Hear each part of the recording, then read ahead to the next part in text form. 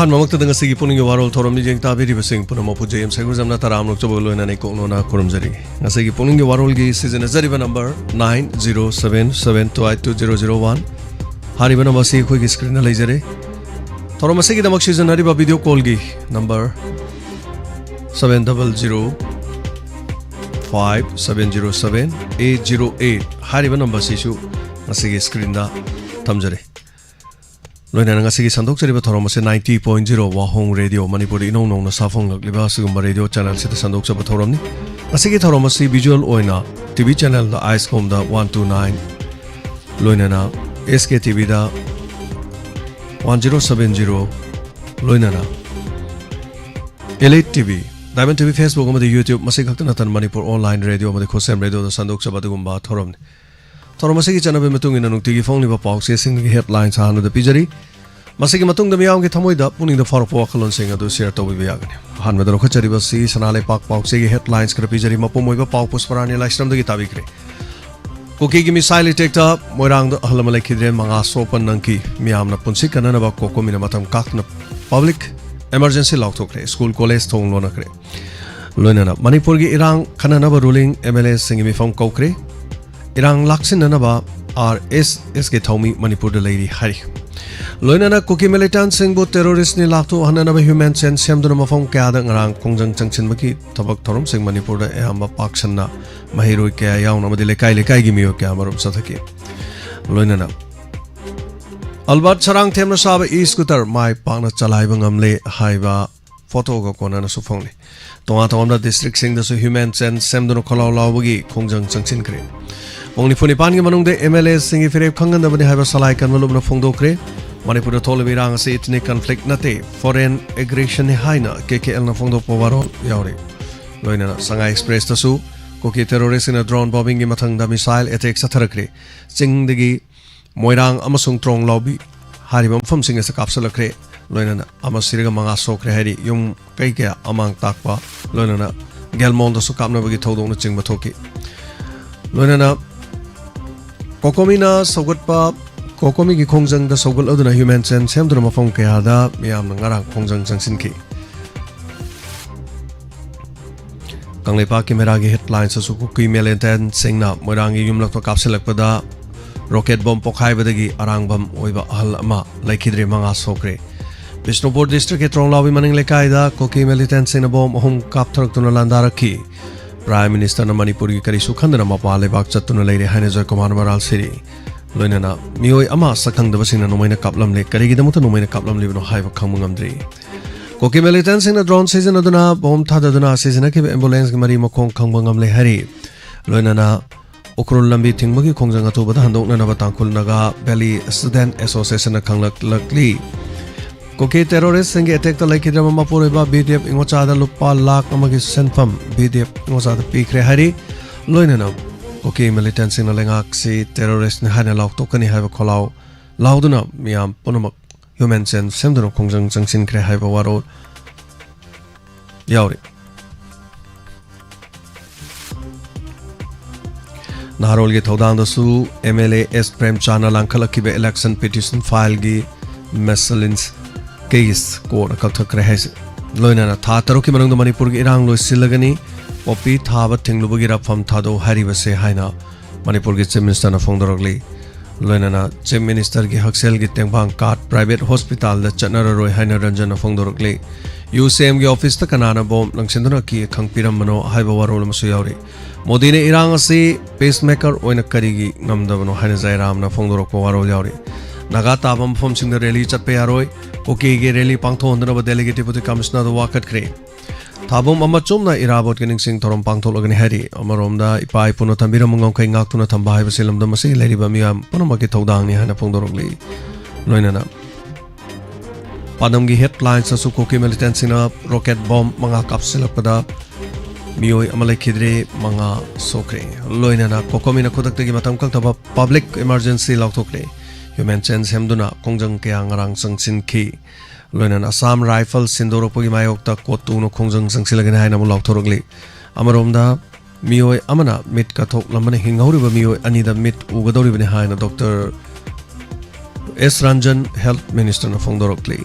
loina oirakliba phibam sta state asida state thugaina nabagi damakta sinba aran makongthang oigani han MD na phongdorokli oil and paugi headlines ta su manipur gi lan tapaki miyoi sing ko manungda hingnaba lotpana faradra koki terrorist in morang da ballistic missile kapsinduna mangani lehengi heruk semba rangpam laikhidre loinana taruk sokre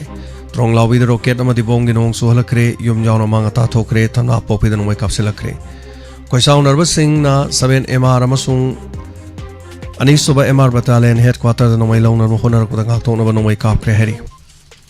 loinana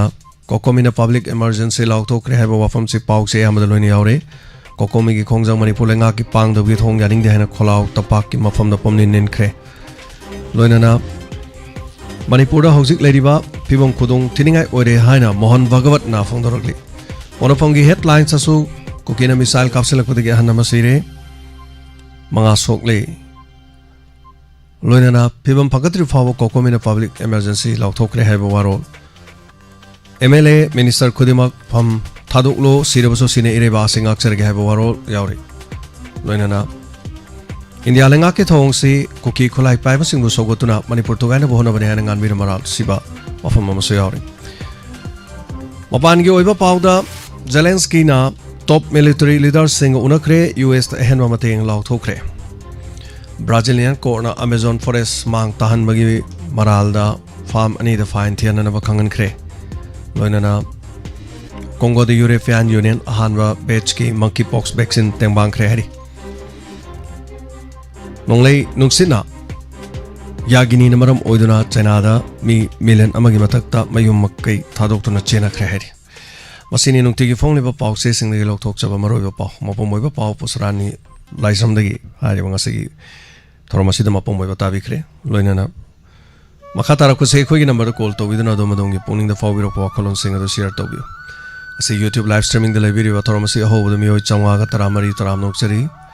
Facebook live te library ba mi oi mabudra mari su taram nok chari mayam to don dona khangle renga se gi tongan ba paw se sing ayuki headlines pija krakar su hokju faw gi update oi ba paw da nga ki matung da nungti gi phone liba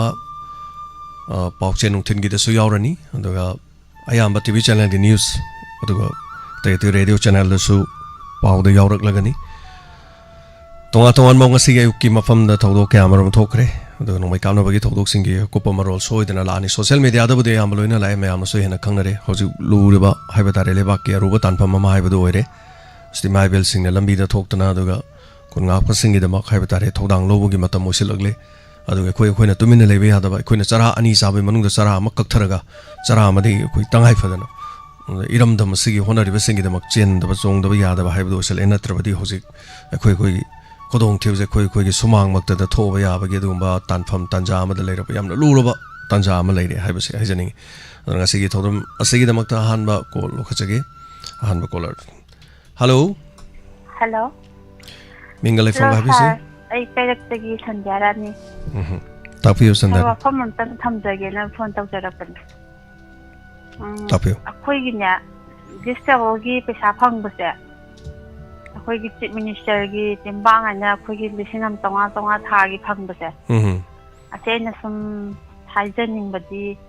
abde akhoi gi lisingam tonga se no mada khaiduraga di lupayen khai ka tani na ko ada hawjiki matamda seng kg da humpu dra yauraba matamda seng kg amagi pesa phang yaude haiba adra nga sai gi family pan da so ai disable loraga so family pan da myam yawini adda pesa se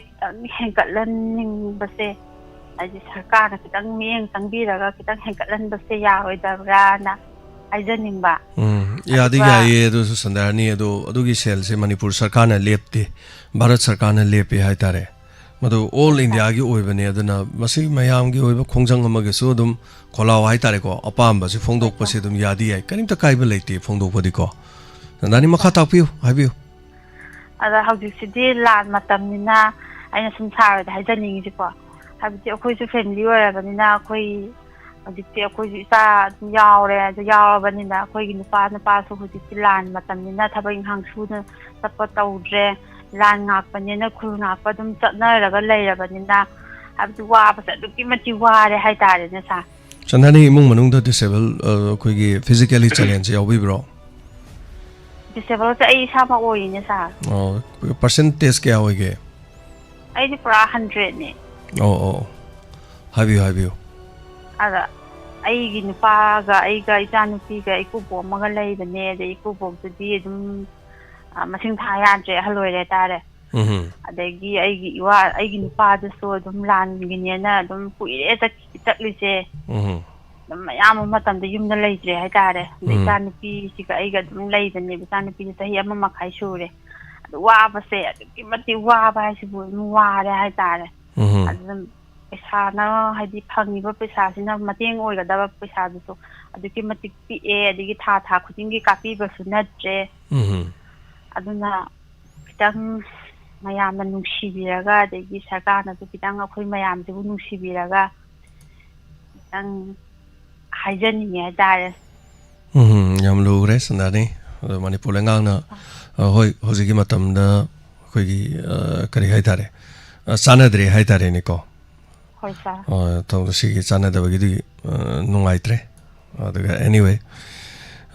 tabiba machangi yengbiba machangi haibadare thank you thagachari sanane ate kari chi thaba leibirige sa haining bodi mayam ne da hairaga kana roidra na khanbai wane sa thamjaraga sa thagachari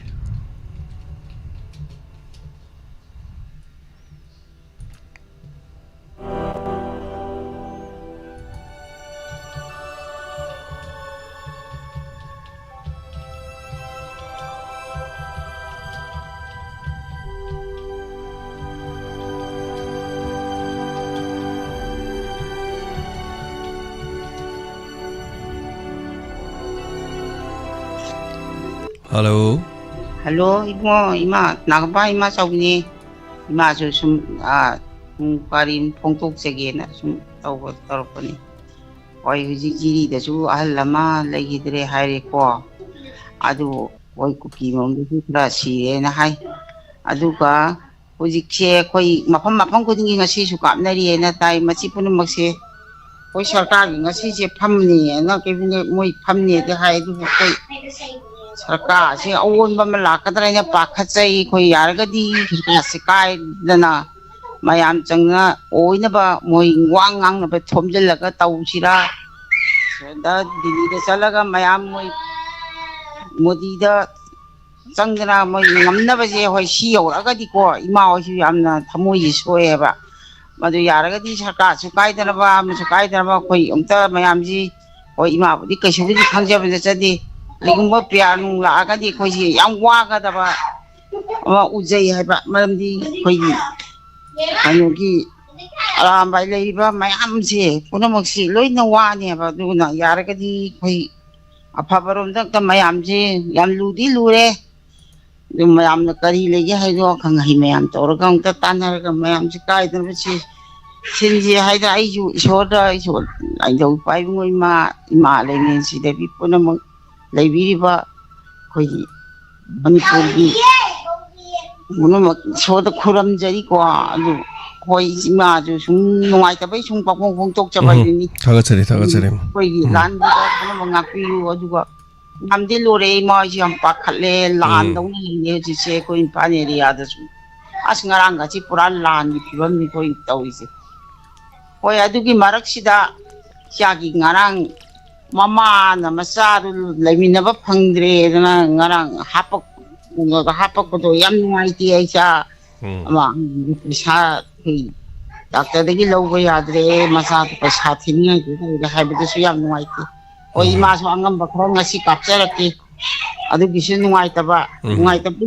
ngak ta ngai re oi ma le bang manipur sinanya yai phaba adu oi rasin moina imana isor kun ta mapu lagi taibang sima mapu dani jari ko ibungo phaba oira si hara thamjarage ima ju sum haibang thagachari pongtok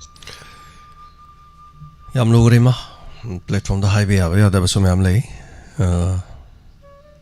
logre Hello. Taram luxury se sunita thorom se sunita Hello, birak si pa. bungoy si Sintani kwagi ko agnani asiba hakjang adegi ngarang aron lambi amu hawre ko si yam phajadong mali kana ba koi tabiri ba seren tabiri ba nina changmali numi humni tawbaga haiba koidi nongmada tawba wari se sum tabang khangdi haibadi asiba hakjang do ras mapa duna siramoy mamandi porole si magi peti purika naga haijaraga saksaba aduga loisangiba matamda makhadi hayeng si haibaga si am pakhatleba angang du hingamdaira kholamdai hinganingeba mama pana wana polokba duma nongmada loitho adi wari do khogi magunje ka yaugda boiningeba numi humni sangba wari sina isigi wakhandedi magun yawoiningeba haibadi angang du phangdera phangoidera mama andi poroi thochi mani haiba mapa du natega haibdu sum gi leraga sum imita udongnaga sum angang du hingjeramadi kain khalleba tum koi nongni ni sangba wari sina tabada pungning da loksanba hena roi nunga hena isina sum phongdok chaningeba adagi lebaki isuni ibung ikwagi dan position de ani subra lakpada lakpiriba khogi sangnai singna kwagi magundi thagatpada loramde atna kaya mayanga khupchanaraga ima ibe icha jigatraga yang pangamba mateng edi ikwa nupagi telehel adegi angang chahini chu sahi ma hela pa sahini chuba maron thokta basatba ikwa nupagi chenenji kaya khonglen khongsat thubagi atuki mati ikwa nupasibu thagat pirambaju sum nachena tajabada am nungaije masi chu phongtuk chaninge ade khogi manipugi ko chungpira kuida lanji somkanjel la sum isena nawai chana leba ki ko 20th century lila wana khangkiba koi meitei mja singje adegi DTC ulap kaina khogi heater naga wotkibaga to sum kuki na tawri sum khanbada skarino ne kana wai tawgiba lila daga utkibado si taibangda thoe kana khallubada sida leitaba mo khangdeba digi ngarang pung tara dagi na koi kanoda kadang banda dol ahumari pai habado pawdu sai pai haba ado yarigidi mai thanbi thandana leiba mai thandana dangge mai thandamna phai kaina moina sum donduna pairapa do udana maka sum haibada tabada sum mi paiba doloji paire ibisi kanata jaino kanada moidi kilometer tari nipan baksa hai roke ke ki moirang tha thajada ngarang arang bam kogi pa gumbaduna masagi mathaugi gi khogi asiba mangani gi lehun tambai la sine khangpote masagi karama pura sakibani adu magi punchi sengjel loibenate accident laiduni nungaijade yamna masi khanbadaju akoi ngasi kokomina pafi karfi lakthoidu habidi matam chadana moini etek soromnina kanada kari sokpa yai habidugi khallaga tawhang khangdan tawre ineba masi ju kokomi amadi koi thagat chari aduga koi manipuri phibam yamna lorenga sa ISTB gi ayuki pau khanabada koi law department gi waja imnam pemanadana haiba yam phajabam lei uki sida law leitere koi lebak nasu kasu koi lokhat pide afi kari uki da tawde thabak se kari no moina tawun masum milai no moidi hidak leitere moje pharakna ba moidi angang olhanmana summe kai do yam thagat ni adu haide summe ba adu masi mathang dadi moi loke thajale adigi koi drone thajale ahum lok subade moi tanker ba thawjala ko yai masi tawdingai da koi lebak ki phamnai ba singnang chatlaga amatawin chatlaga koi gi masi irang gi loisan gi harabadi kogi prime minister ne amisa ne rajnath ne masi unabi masi sangaga sangandarba thongjida sangal koi le manipuri si wari be sum chire ibe myam je sum moina budinga moi sum chijele pibam choru se masi athuba matamda solution porakna ba honabi yu ka haije sum isegi thamoida chumina khalleba ise masi haraga tension jarge matangsida Nungajari masaruk yabirakpa lore che toki matik lore ngawanga masului adana kaidoba tai thodang yamina ba mathau tare adana chak charani sabi manung ama khaido so amadi haitare rei ba ki damak tawdaba yadaba matang ama matam ama haibado oire adana marak sida social media gi de mayam khangbire social media de lan chatliba mina lising manga ama taram chalo social media da di lak ama di pham maga dum leiba no social media da lan song na bada lore thagat kani khangde tha or khangde thagat pe yai khangde ya de khangde pang tha da thagali men man ta de hojik information pi ba gi di phai hai babu ama namu phajana thagalai ne akhoi me yam na sa thagali video se du to I khole du to maro no mana phajana thagali ne mayam chu khara thagat mi gno thagat pi gno na mana hai ba gi thagal ibdo adai ngara cookie mas mai khomak pai wanit noi thagat kano ngang na ri do akhoi cookie se am ki bro har kwan ado kari hai do no khangdre and everything me gi amna do nahana so horok podo dum aina dum Twitter gi matang ain haiza kare meina Twitter season of je chama gi manung da 99 season ne akhoi gi na 10 bau yau de Twitter X season of je Twitter da kana bada dem bau tau dre na khoi gi di only haisin kana bada di tau de viral chalam yam thui ana fa bada chaladi fa ba ai khoi de so ko da thabak ti tau budi fatte da no tension jage kaisu taninga leite mayam na hi bong haktan loi khanga bong haktan aduga hoi lan chali mi jing na moina thaga tham chok podo thaga cha suno tau ja suno khoina loina khangal le loina uhal le mit sing na bai khoi gi mai sing no pau pirak pane khalasu aina bu khanga di kangu no jik sama thau ji kari hoi ge bo mana sungnam ju namu na tab do mana da share to ro mana namu ba mana pau ji khomu gi thadok podo adu mangai ai kanom ta haije ge ba khoi diamond gi page leise Facebook page leise asde da kana gi post thagat pa yaw yam ti yang biu ai khoi gi post hai sina tab kana gi post thagat pa yaw ge am ti yang biu ni sa gi chang ngam ti yang biu khoi yam phai hai ba wana te mi gi post to bodo kana ba post adu re di ya ba khoi mai am da kana ba do yam kana ba do kana ba ha ra go je am su le ko ai video am kan sem ge na to bani ngasi nang dre tang tara mari da gi Aadhaar card adom gi Aadhaar card se update to dra ga di sanna ba ya ro ha ba do pau do sum yaw re dena adu pau do khara dum lan bane adu pau do mayam khara ju sum me ba khara ju la le adu su mayam mojik se loi thomjan na dana Aadhaar card ka pham da CSC gum ba da adu ga consumer ge point sing da mayam loi thomjan li do Aadhaar card ka khi ba chahi tara fadri ba ore di adom yaw de adom sungaw yaw de adu ga tang tara mari hai du chum me ba adu on thok ba do lupa yang khai khadang lo ba dong ne hojik mase hai re na mo modu Aadhaar card photo copy ba du gi maram du na sen tan biri bi chinau sing di sawning ba di hai ko moi lengang na pi ba niom da lupa yang khai khok pi hai ba ne adom na cham no website ta changa udai de kano da changa ID do dum namo adom na sem ba so hai adu ga adom update to ba darkar leibra haina changa ga update to ba ya bra ya da bra se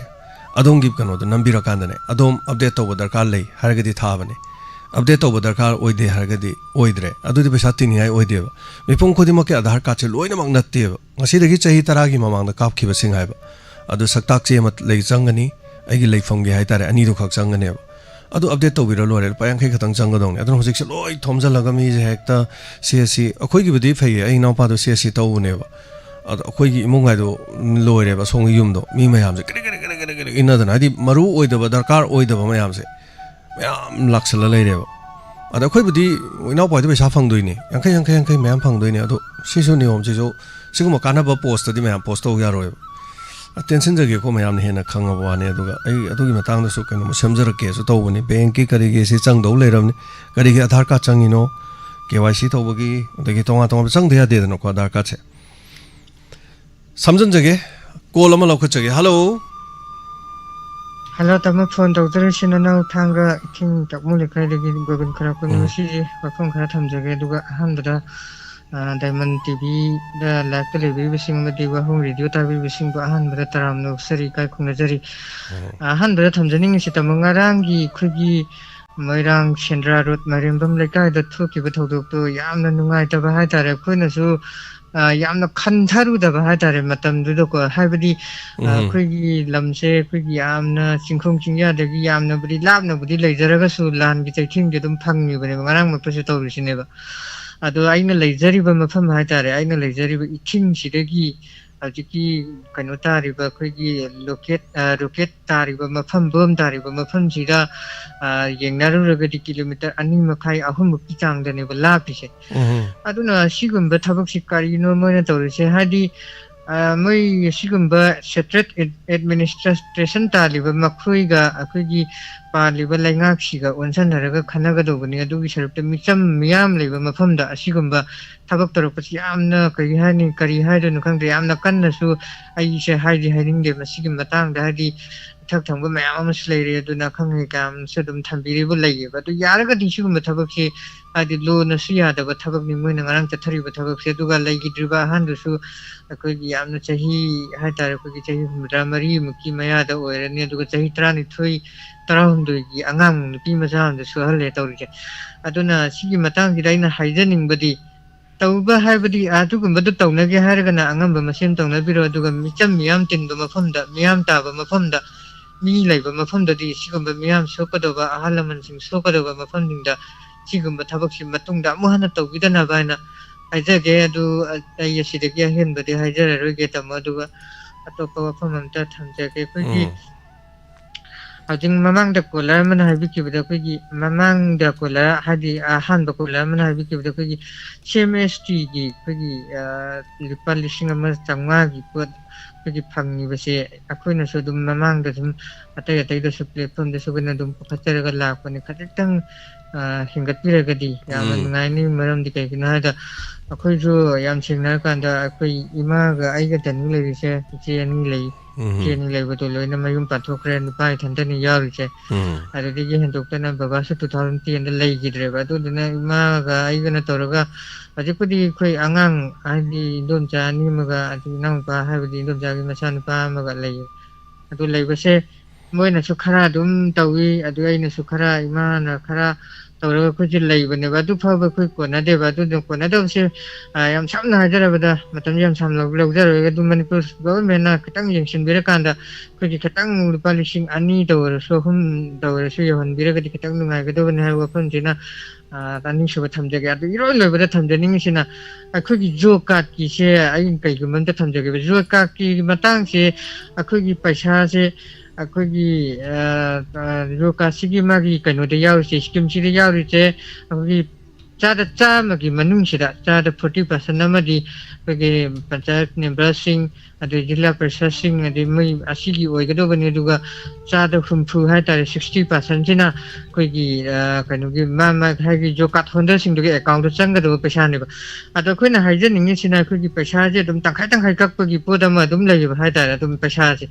अदे लान मनुंग सिदा फावबा हंदकी निमित पुन्नी गिला पदि फावबदा खोइगी निमित नि खक खोइगी JCB न सुवन बदेगी खोइगी पैसा से खोइगी निमित नि गिने न लुपा चंगा सुम ककपा ता याम नुंगाइ तबा हाय तारे अदुगी नुंगाइ त्रिसिगी मथक सिदागी दमु आनगी लुपा चंगा पि हौदबा कांगबु जिदि पैसा पिखनरो नत्रगदि पैसा पिखनरो खोलोना दुम हाय बाय ता पैसा पिखनरो हाजे खोइगी चंगा ककपदि हौदबा मी सिंदु पैसा ककपगी कनो दुने बमैना हाइसे दोइना हाइनिंग सिना अखोगी जो card हाइबा Poda सिदि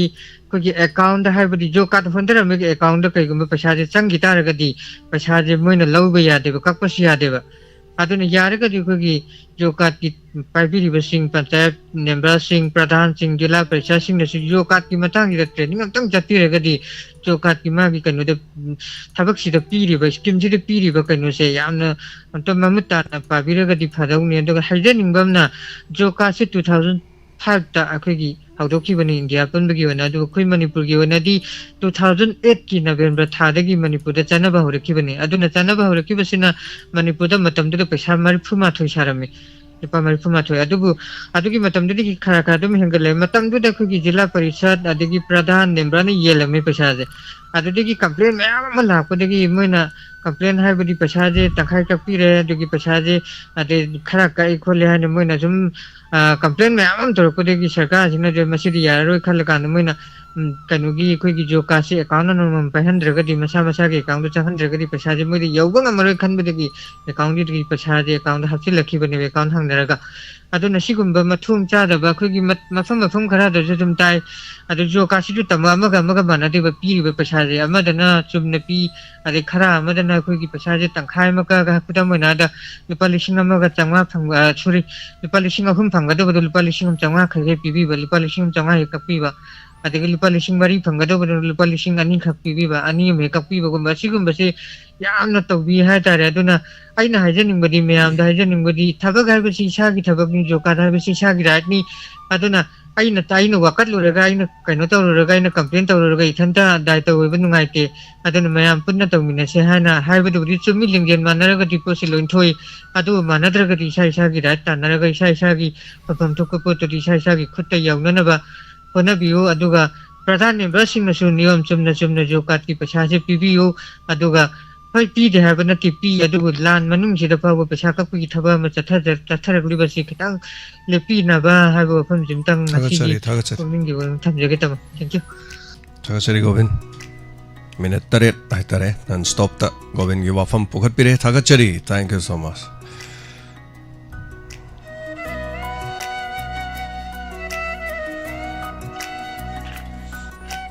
Hello. Hello. Yamna naw sekti ay kai tunajale yambo. Taramok chari. Abi diga me apna sui kai tunajale. Yamba jeng asi di khonjen kitang.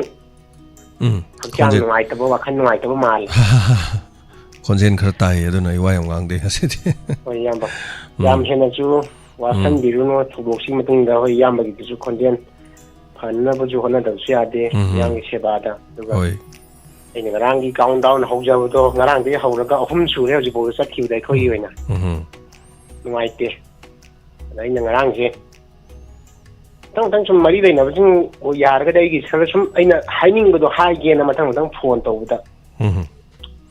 phone pai na ko ji kuki macha de mle paulenan hauki honorable mle pai li hai tar sarai wai pari kitang haining ne sara na hai da adu bok ding list san ram ne da nang kana no hai dai mai tai ne hai da phone phat kat thalem ko hai ni wa pham di mai tai hai ba jati di ai khoi ga khana re ai ga wari sana ro hai bu ne ko ai nang kana no hai dai ni no sen ni cham ma khak ne na hai da ma adu bok di wari sana ram ne ba ai mai tai ni manipuri ga wari sana ba ya bra na hai da phone to kat thale hai ta adu record lai ai na bu di tharak tri yam ba da hai jani wa pham di Kuki ga mai tai ga lan na ti aham da government na ju hairam ni center na ju hoji pudi hai gre hoji community gi wa ne hai je ado center na hai bu khuding mai khoi na yar ga chatla ga di ta seng na masi lan ga ni ai ne na hai je ni wa pham na lan lama taw ga di miyam adum mi cham yam si ba hai ji kanglup ani mai tai tawri ba moi de ju si ga ni ai khoi rom som de gi ju zum si ne bu ko si di ma phang khuding ma ta thoi nga ta ne ba ado hoji tawri ba se lan oina lauraba yaragadi mayam je ona khoigi alambai tengol gi khoigi lusing purel korongan mana jo hairi si social media da dum yaw wakam miyam thopi ro haije mang mana kai gumba khara alarming oina haining ba wakhal lon du ne bu adu machi wakam si aina hajarabda mari leina wasing dagi sum toroga hai hanning ba haitare ado micham miyam di hojik pakhat pi ganu si di khara si gini yaroi technical gi adagi moina support pe kai de jem khara hena moida lai gra center na su moida lai gra ta chena ai yam na ngacheri di ngasi su siri da thoi ba thogok se officer am na yam na nupi ma khai mai de na la ko da karim ka thai na ba gi tong na mana men jala ga taning de highway mong da adu ma gi body language tu na hai ba ni ko hai ba body tau bu du ma yam na ngai jagi hai ta aduna tawriwa thabak sidai dum isamak so dum hairi central government na thohan bani central government da koina he tainang amdraba maitai haiba jati si gani center na thamgi bam lei mount kanona mount kano do manipur thon gre ko koi andaman ko reje aduga amu imphal jina ship amda yene imphal na thon gre ko maitai gi koye china hauji anouba parliament house ta maitai ko yese moi da ina inauguration tawraga season na kre ko khoi polam haldi chakdak che khoi sida har ga I to yamna moral down tawe har nate tawda bu maitai je kana no sa doino ba hojik aduna thwali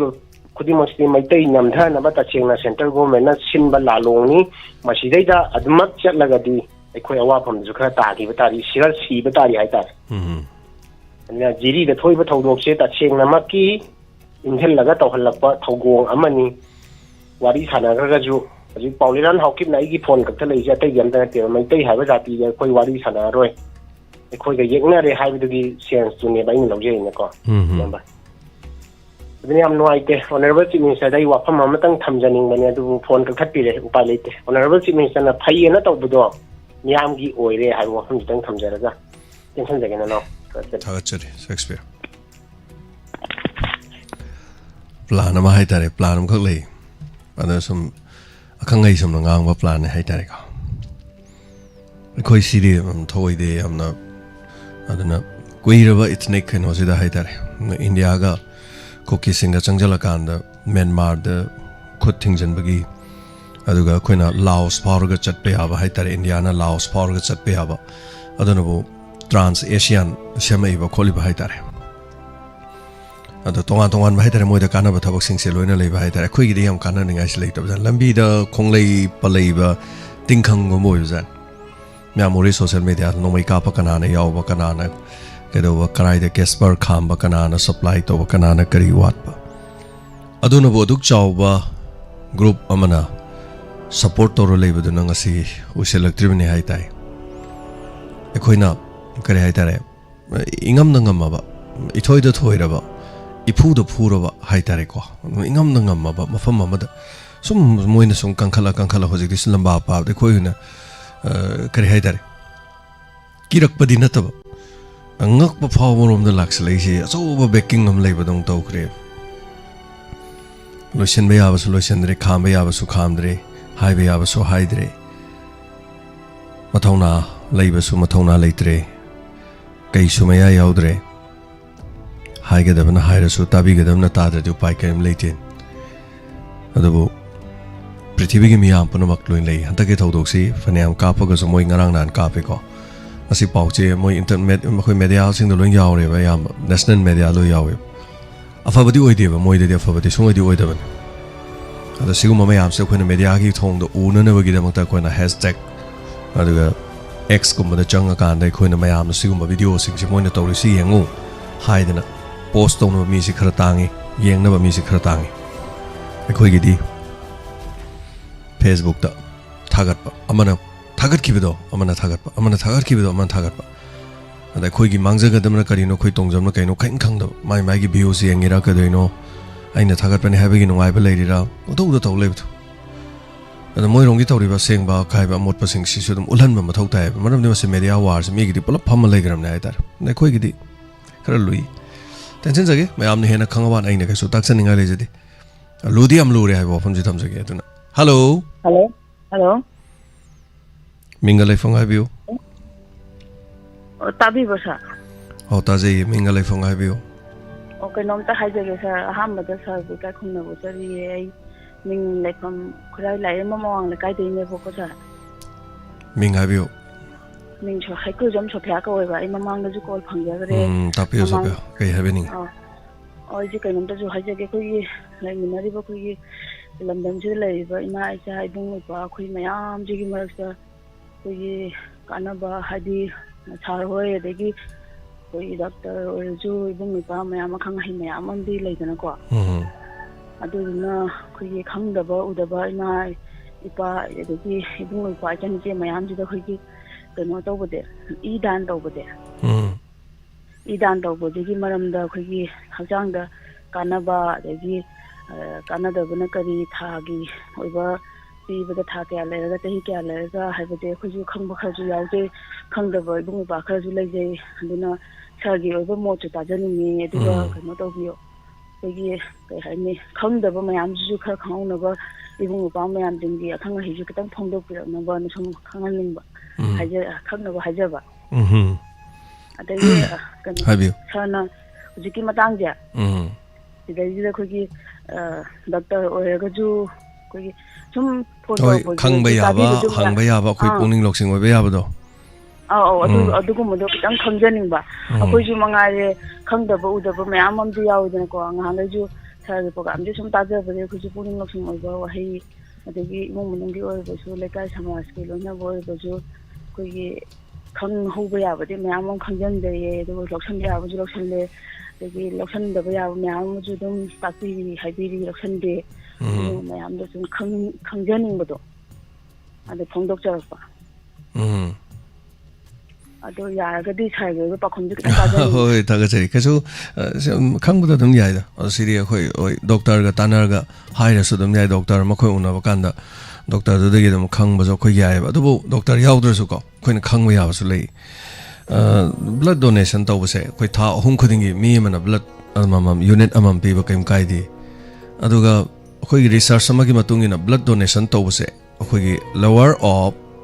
lower risk of heart disease aduga heart attack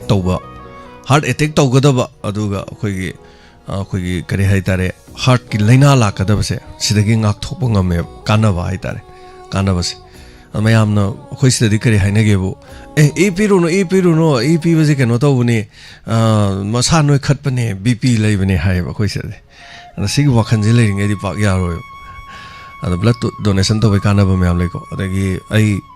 blood donor amani have card su paigane aduna hayeng hospital lai khudong thiba tholagana igi damakta e ko thi thinadaba sumai khudong chaw su mayam leiko adubu program ama toroga masega mari leina bado ai silakna bo honajage soidena makki aduga tha ahum khudingi blood unit amamam lowi yai haujik su adom test tok piraba adongi hemoglobin se kya legena test tawraba hemoglobin je test tawkana ne adongi leifam tokpa mi magi hemoglobin leifam tokpa se 15 to 16 to 17 lei yodobu se sidagi hena 18 gi mathakta leirab yamna lei taraba adordi adom e jing thokpagi mathok tae na khoi manabam su 18 na bai manam lei mai e je hemoglobin 18 haitare 18 lei adu mathakta doctor no mongo advice tawre nang e je drain to holo chalhalon admati handaki ahum mari rak suru male mane e pithois athasena ma e pinning da bai wana ta e do doctor na lok thu on haire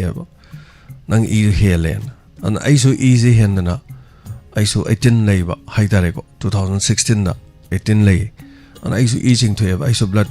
donation tawe haitare aduna aigi di mapayam chanakre ima gi kidney failure bagi to hoda ido engonagi anirak chinge haitare adum akhoi naw pa de su dum chinge adumaina haitare adu tha 3 gap leiraga dum chingbe yai adu kana gumadi ko khoi atopa hospital lai panjara roiba sarkari hospital ne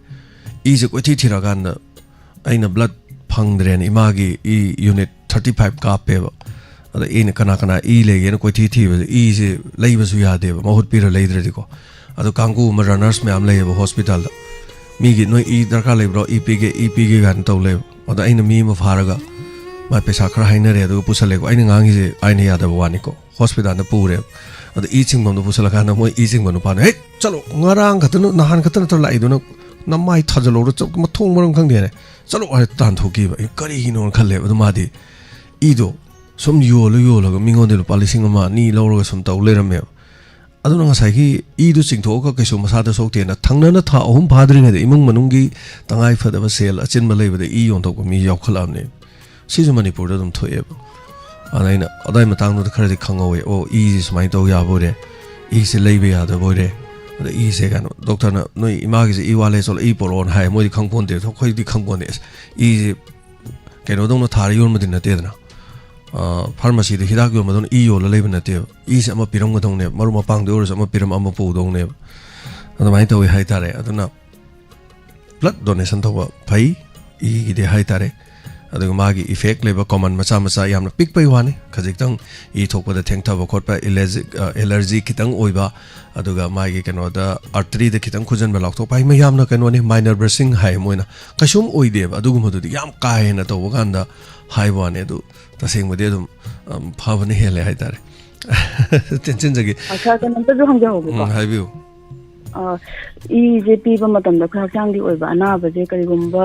anaba makhan khara leiragadi dum yadaba hoi high blood pressure leibagumba dagi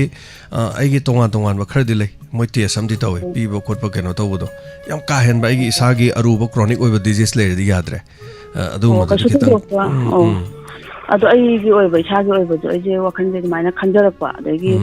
khoi hakcha adu kanom to je hanje hobe sa kanom gi khoi hakjang gi oiba part donate tawba je mid porju degi hogi hakjang hospital da khoi kathok charam baja kathok charam bai matang ji dagi kana kamaina hospital na chala madu Jenims ta sulai aduga Rims ki sulai ai doctor amaga iwari sanar ga leiramne adu handak lan jina ne program je to bong khang da leiram ne adum I wari sana ne doctor ai doctor mo yam kan tin na doctor ma hai tare wari sana kan da emadu mayam da su kar khangan si aduga koi gi hakchang gi donate to si am phai aduga ichalamana lekhi da ba ichalamana ma gi hakchang gi part sing do ka tho har imung manu na ka tho idena ko handa adu mai to dena mai tha do khar do ni lore do poni if kari gum aina siraga di hospital la siren khalo yum da siraga su aina siba kan ai gi afaba kidney ani le hongni adagi even heart phau le hongni adagi tongan tongan ma mit hai batare sin ba yaba ade liver hai ji su adum liver je mi amagi liver na mi masing khangdana kano to ya kidney di mi ani khak yai dana liver di loina mapum ja hapa sin manate ba liver hai je khoi gi gen thong ma cha bada koi kaleja ga hai bado adu ne ba adu kaleja da ma chet ma ka aga na da ba diabetes leita ba to pa na ba leita ba fatty liver oi da ba mi dagi mai liver du ma chet ma katang ka akanda liver je angak part mani hai doctor na aduna masi akoi liver failure ba mi adu nappa kanda ne ngasai liver afa kaleja du nap kana ngasai ma gi musu mura ba kara ba keno do tapna expand to raga hana gi musu mura ba liver do fan mangami sisu angak pani ko aduni khoi gi surien gi de liver sin bagi ga hai do mayam pesa khaina to ba adagi lakti am changi lak kunthra manga ni phu manga mo hena changi hai ba ai babung so do mai na hairak ba da doctor na engon haire ba aina lupa kayam chang no hange ba 34 lakh changani hai ba 2016 da ai 34 lakhs delay tio adi chen ai naunu pa ibani tanai ba babung gi lupa lakh kunthra mari changni kamai tawni na hai ade kamai tawni adi khanare ba wari do ade low amalei ba low du yon tho so lakh 33 mu adai mu ki lofam do mafam do kitang changhan mani na mapan do ade hen sitting ai leita ba hai tare adu yum yon ta upai leitre adu yenga silai ba yenga se na toro do buk chang toro me hai tare adu bu nungsira ba ipa do tum sin ba kai sungam gi di hai tare smai dawi sini ni miyo punchi da thoisi adu no mai expert doctor ma toro kan da poroga haijage hena khoi khana nei na mayam so wa mathang gi color do mo khudong cha bijage bogo sa jaroi boina wa ham ta hang je hobe na tigi ko gi chang gi part do ne to boje imung monung gi soi chang yaw bra du ka kamai isa khatang na dum ta la ga dum to geram ba ya bu gi te do pai ra ga hen imung do sinaram ba gi wa oina lai ba imung monung gi oi ba soi chang adu gi ma gi adugo mamma ko pata khara chang bra kamai to buno ha bedo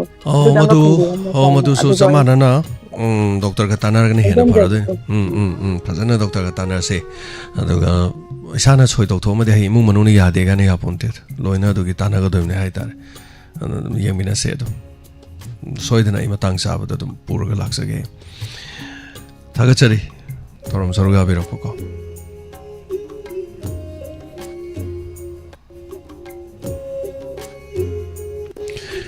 iche nandi ipang asidi radio da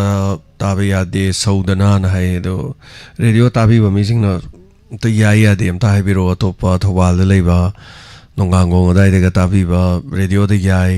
natraga khara lapa mafam da radio de yai hai ga di message sam da thabi ro mayam iche nandi ni ya de hai si kari gino khoi jam da khangjage khoi karim to pai ba di leite adubu sawi ga hai ba je nungai ja da bai tare ngarang ichal ma so hai tare ko ma so urup ta tajarami ta kidre hai bu yam nungai jada ba hai tare hello tabira bro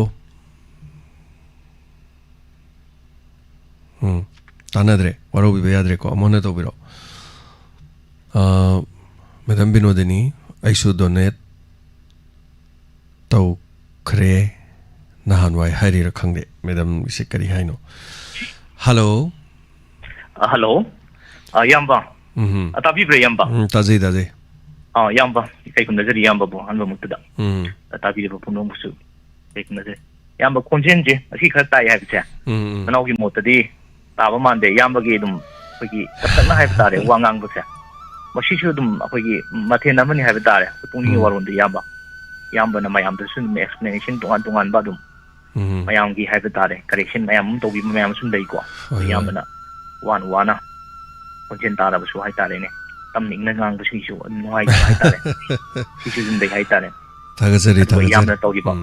yamba na to gi pungni waron ba gi pamjaba nauna hai tare adu matam lego ki ta adu ta ho dra ka su mo ki ta ho dra su chikhalam ta jari ngasi pau bu da yamba ai marak thana ko lehas asis lelong hangam thabi thobal district mafam sida yam sing na taba phangzai na tapire thank you so much lilong hangam thabi da phai habiu makha habis yam nuai akogi leha ta si side na lilong angum thabi haibo male Thawban district lilong hangam thabi hangam thabi haibo male hangam thabi jo usoi popi do adu de khitang hengalaga okay ado koi keno yodringai gi lilong gi police yodringai gi aduga IT moi gi keno leibido adugi mana odai mapa lambi mapan haitare oi pama leibido yamna ju faje maming su lilong hangam thabi haibo male hangam thabi se koi gi hangam mapan haitare ne koi gi angapan oirap to na matam lebi su tum nga laga leng do mafam tu male haitare mafam se aduga ne ha artist ngang gi su ude live yobi rakpa ai ngai le tan sari adu tungan ba koi lumduna leiba kayam su mi tabi hai aduga matam gi matung ina khaga thokusun mu dai masigi mu du su koi tabi ri bolum ba tabi ri pumna muksu tani khayom na hai ngai le tan thaga sari diamond tv gi through dagi haijagi yamba hoi aduga imamba yamna nungai tabang ngasi gi nungalam dai gi pung nungalak pagi haiba tare yamba pung manga dai da koi thoki pa thok haiba tare yam nungai ki de adu tajabada yam nungai de madu yamna civilian hai tare madu da koi amasu moshu ju kan to bugi hai tare kitang wakan se irang sina hai tare mioi ba se haning bagi edum mokoi da amadi leire mi top sing che au ba hai tare mokoi da koi maitai hai ba sigi kano kulai pai ba hai ba net leitre mokoi da adu hai ba leitre sarkar sida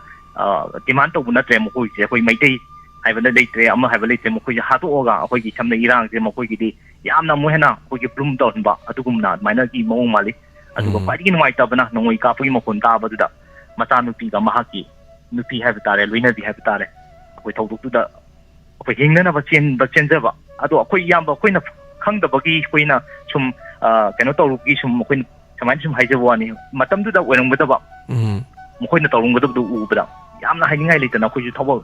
tamu yam sok ba hai tare thawai yam wa ja ba hai tare aduga koki sing du na chen ki ba adu da put halak ba da adudigi kamna bada dum tawre habchun tai adu yam nungai jade ta bada makoina tumliba ahlama haiba tare yak yum makta da sangaga adamaina tawbi ba haba shishu ta chemba ki masi akoi gi karimata akoi je kai hambi kai hai tare karimata akoi se aning ba hana bada dum akoi je free oina thatuk labra haba shishu masi shu dum hangjage adu yam ba kwaidigi maroina akoi gi handaki kadang ban tungan ba chengmai da adudigi senam kundaga taukiba drone bombing mayam taukiba mayam koi dum thengna jaba pau news ta dum thengna jaba mayam thengnai aduga masida koi gi leiba amagi haiba tari yamba state amada koi kanglupi irang thokpada koi drone sijina tuna micham miyam da landai hakse yamba baraki mafam amata so koi thengna rakti ngosi phau ta ki hai tare aduga social media amadi koi toan pe electronic media da su haji phau da phau dum lapi padum leikhi adu yamba ko ai maruina thodo sida su koi gi bsf ki IGO hai tare Manipur da kuina leiram da koi retired IPS koi PK Misra na chu pongtor pi matungina koi sijina ri drone na chi Myanmar gi dargi pusilak oi gani taina maina pongtor lamba lei aduga masida operate tawgi ba mioi singa chi su koi yam ninthi jana koi train tawra ba adugumba Myanmar gi tang ba koi kopi sing oi gani ha ba su pongtor lamba gi adugumba thengna je yamba aduga masigi matang di yamba drone di matang sida handaki lana sida sijina ri ba hadi September gi koi gi kenu je sijina ba drone hai tare adu leiki da ba isa number leiki da ba yam nungai te adugi matang su pom akogi puwa ngamba akogi drone hai se yamba koin sum imagine to matam da dum mayamna expert sing na hainaba matam da dum kg kuntha da kin ne phum lumba dum baina pot puwa ngamba drone soidana oigani ha se dum hainaba mayam thenai je aduga taseng bagi de kilometer se tara da gi hena lapna paiba ngamba su oiram bhai ai kaina ga su na maina makoina sum haine adu paisa su dum yamna tangba adum mama chu yamna leiba drone ni kaina sumai haine machida hangjening bi yamba akoi cookie militant singna tubinal matam khara akoi leiraklaga akoi drone sina rikpa che yamba machi chu akoi lalon akoi gi lalong haiba tare ne machi akoi phone paki mama yama sum uba che sum pang pahana samna haiba da akoi gi psychochemical war gumba tor me hana ti akoi gi narco moi gi terrorist haiba tare makoi na season raga akoi na drugs mayam tor ko akoi Manipur gi youth mayam che akoi manghan da han ba mayam tor matung da tamna adu yarak ta bagi hajina mo conventional war da ki mo hendrok na haji tuan ba yam sophisticated so ba high tech oi ba weapons mayam am season pa si yam noi te adu machida hangjining ni bari yam ba hena fa ba hena sa na pai ngam ba hai ba tare koi drone season na duna koi tampak ki mafum kaya da koi landar uri su haningai su leite matung da ba su aduga machidi matang sida akoi na chum lengak ta waro jaba sau jaba kai chulate masida hangjening ni lengang na machi punna makase face tong na ba masik mayam se akhoi na prevent tawna bang akto na natraga na kamai na karam solution puraga kari tawruga sem thai bagi ha yam hangingai oi bo wapum mamsu akhoi miyam gi keno dagi tin dagi lai yam ba aduga ani subda hojik kwai maru ina akhoi gi manipur gi economy yamna mayeng tana almani yamna mayeng tana handab gi dumaina ui adugi economy amagi yanglen solution yamba sum akang hi singna sum mayam gi expert singi matung ina population sida kwai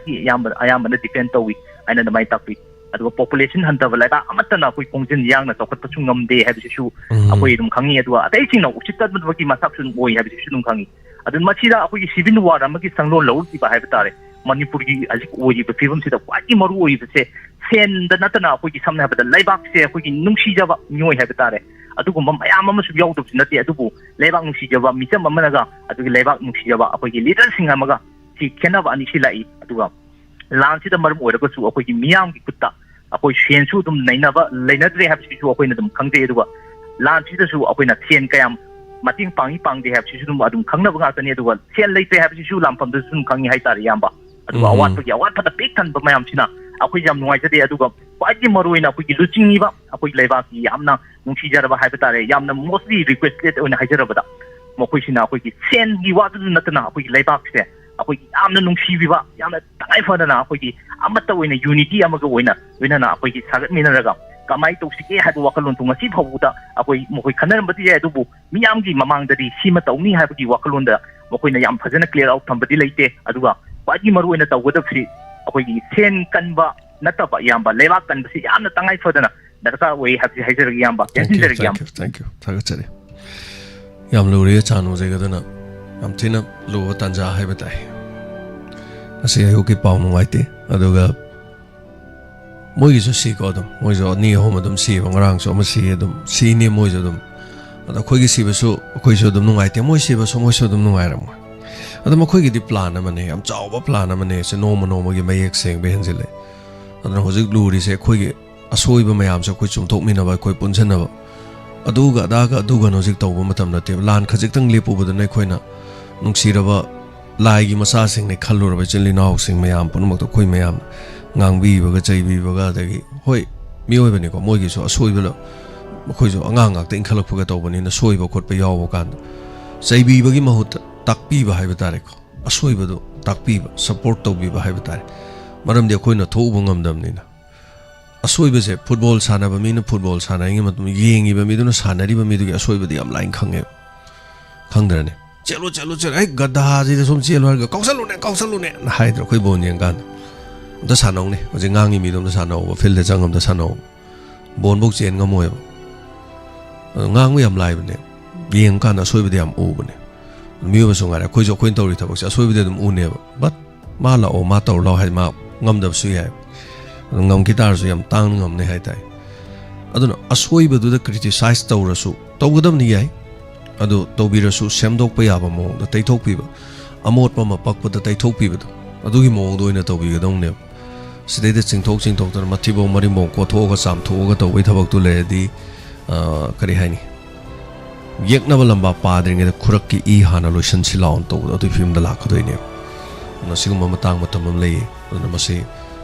khoi yamna wakhan khan thaba matam oire aduna matam ma krak lakni imai be lahing tum do mai kang marata hojina mu yum da khar loi hanjan nare ade kumai harau khar ga toge tobe mo da mai amselo kok thok na rure adu mi gina ka dore tumin lei haraga tumin le mo ko moi tumin le mo ko moi tumin le mo ko har moi tumin na lei bo oiram dre drone go rocket ke training to oi le me akhoi na karim hin kalo de marak tu da khoi gi khulai sum yam phado khre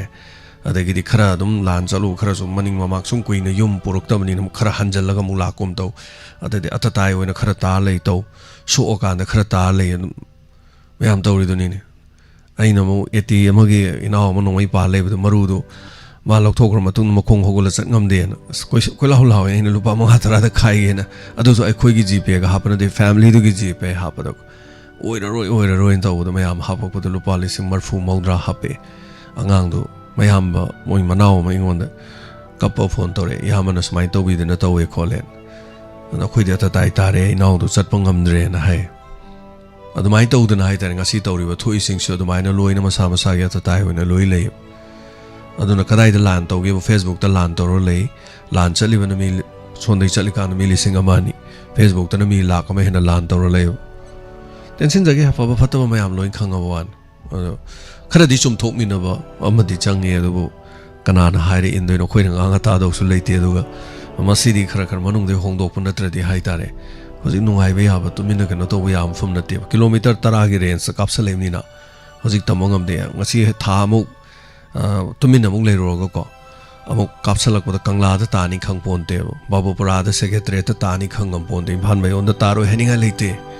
mi di plan yam torong ne hoji anyway atopogi khut yaw ye khang leiramni ado asan ba misile pisala kapsala di hoji rocket sabam da mi atopa phamba mi ama cha phamba man ba sum ham ure nongai ka pa da sumarak te yaw ba dum social media da ure so mira la le ra khang de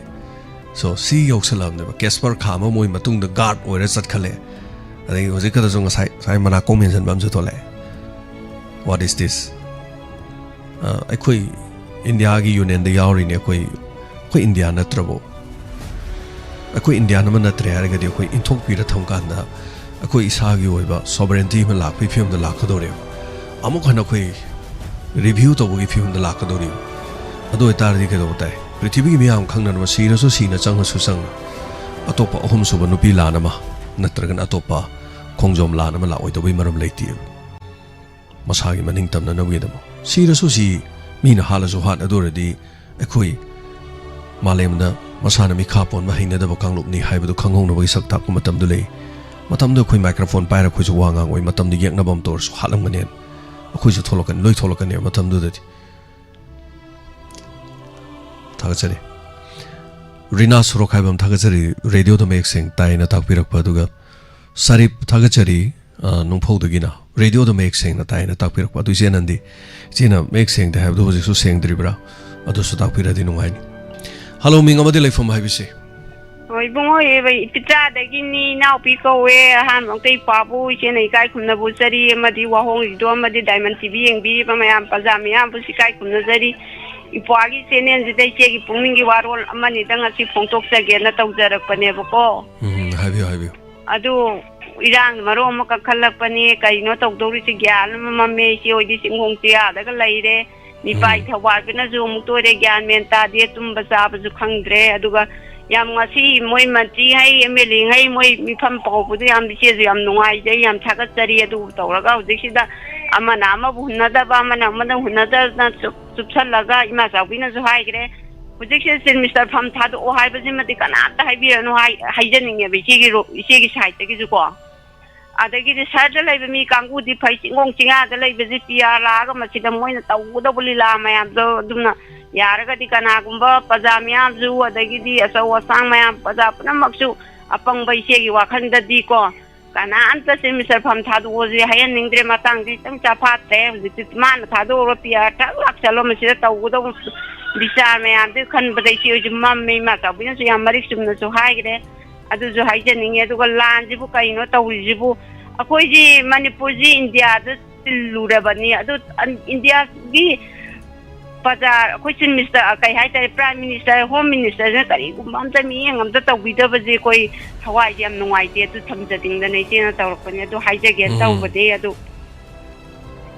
adu ko si hai ja ra ke lo chan Thagachari thank you so much che na thagachari Ronel Thokchom yawi ra ga di Ronel Thokchom gi comment se kari no do Roman gi ID se dum khangje Roman gi phone number yumna adum thu e rone adu kari hai no kana no kai hai no Ronen gi se kari message no hai tare Ronen gi sakchi taksaro hai bra Ronen ubi bring bi osida Ronen gi ID ubi bra kari happening no Ronen happening se aduga Ronel gi email ID potok saro hai bra June October gi 2020 gi tang 13 dagi adum YouTube te yorok kibani aduga nungsi thoi thongbam adum gi email hai jaro hai bra nungsi thoi thongbam 5004 Ronen ubiro bro kari happening no Ronel gi se khoi gi Canada no ma khoi gi live chat sida yaubiriba maru mapang da haibiribra kari tawrin ronen ubi bro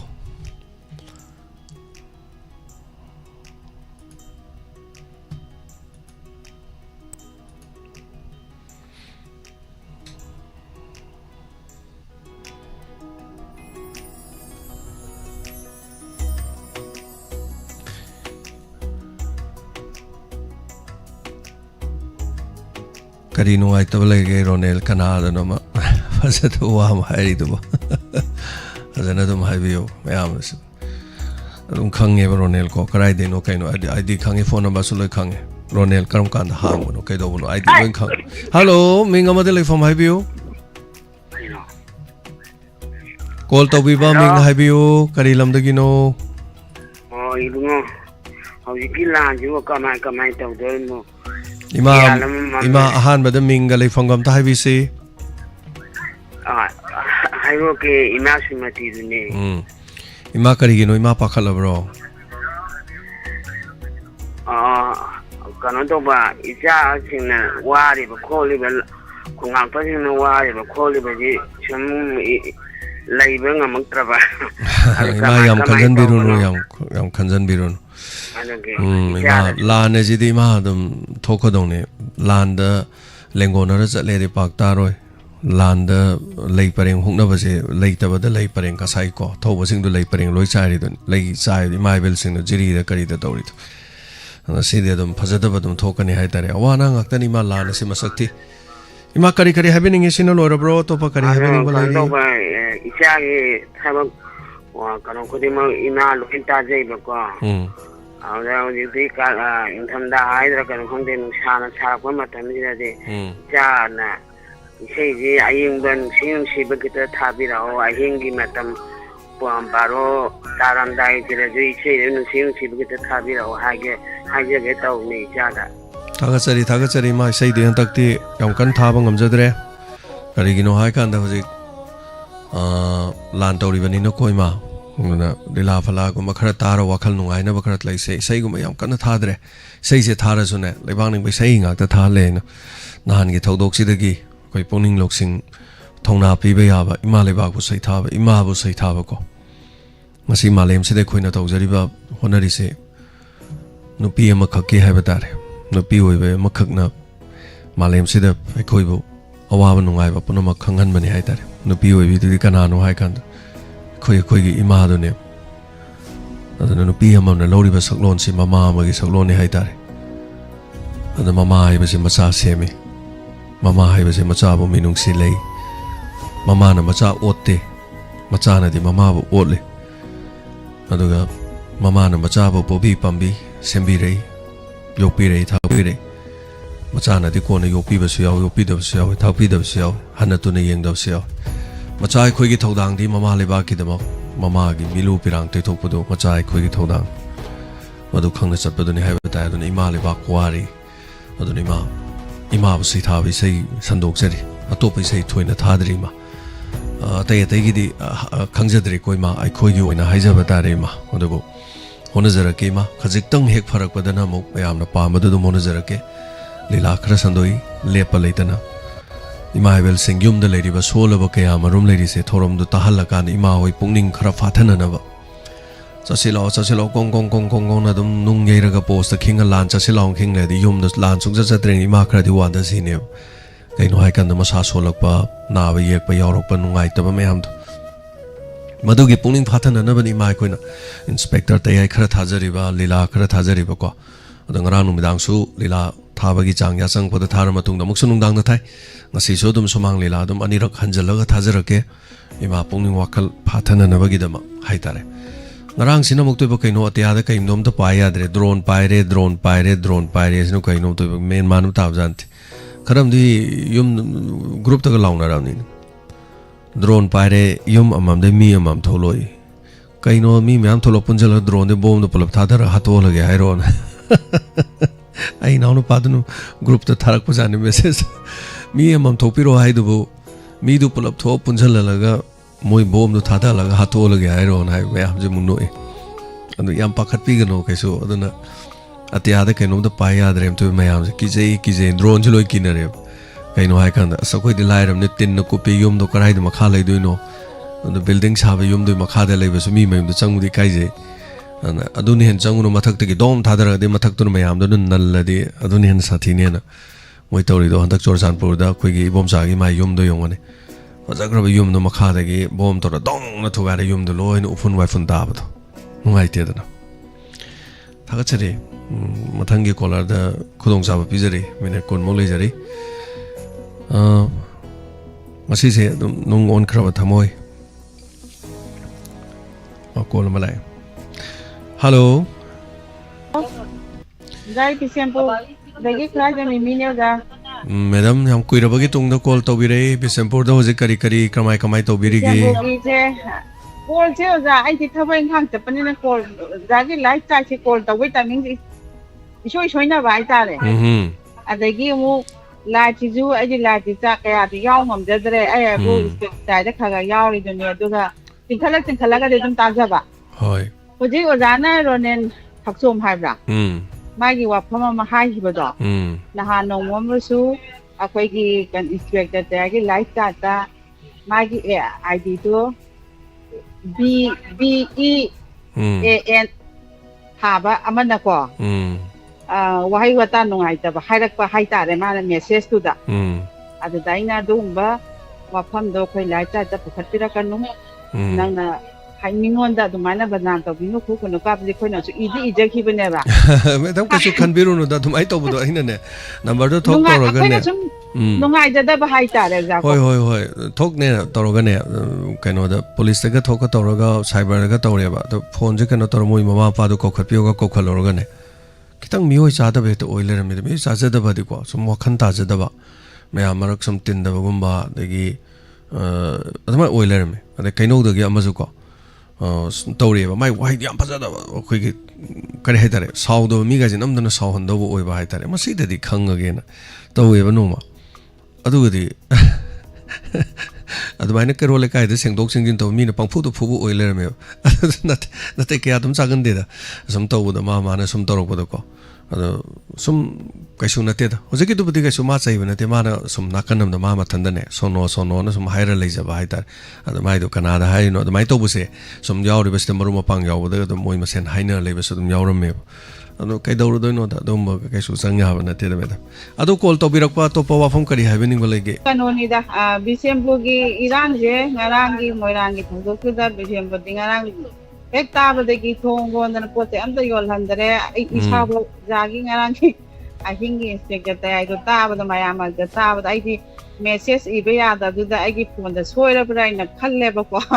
ꯑꯗꯨꯒ ꯑꯉꯥꯡ ꯑꯃ ꯑꯩ ꯐꯣꯟꯗ ꯑꯩꯒꯤ message ꯏꯕ ꯌꯥꯗ꯭ꯔꯦ ꯑꯝꯇ ꯇꯥꯛꯄꯤꯌꯨꯅ ꯍꯥꯏ ꯀꯥꯟꯗ ꯑꯄꯨꯟꯕꯒꯤꯅꯤ ꯏꯆꯦꯅ ꯍꯥꯏꯔꯛꯑꯦ ꯑꯉꯥꯡꯗꯨꯅ ꯑꯗꯩ ꯑꯣꯖꯥꯅ ꯑꯃꯨꯛ ꯀꯩꯅꯣꯗꯣ ꯂꯣꯏꯔꯀꯥꯟꯗ ꯍꯥꯏꯔꯛꯄꯗꯨꯗꯗꯤ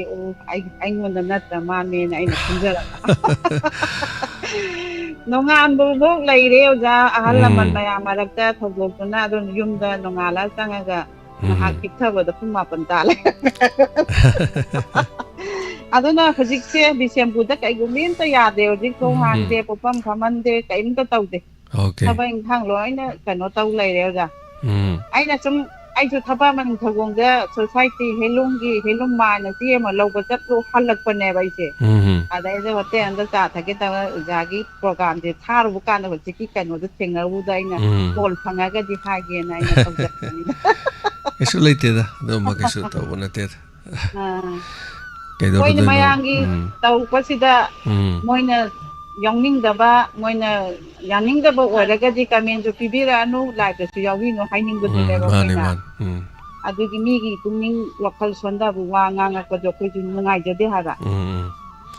ꯀꯩꯁꯨ ꯉꯥꯡꯉꯛꯄ ꯂꯩꯇꯦꯗ ꯃꯥ ꯃꯊꯟꯇ ꯁꯨꯝ ꯋꯥꯍꯩ ꯑꯃ ꯁꯨꯝ ꯍꯥꯏꯔ ꯂꯩꯕꯅꯤꯗ ꯑꯗ ꯁꯨꯝ ꯌꯥꯎꯕꯅꯤ ꯃꯔꯛꯇ ꯌꯥꯝ ꯂꯩꯌꯦ ꯑꯗꯨꯝ ꯂꯣꯏ ꯈꯪꯉꯤꯗ ꯃꯦꯗꯝ ꯑꯩꯈꯣꯏꯅ ꯀꯩꯗꯧꯔꯨꯗꯣꯏꯅꯣꯗ ꯑꯗꯨꯅ ꯊꯥꯒꯠꯆꯔꯤ ꯑꯗꯣ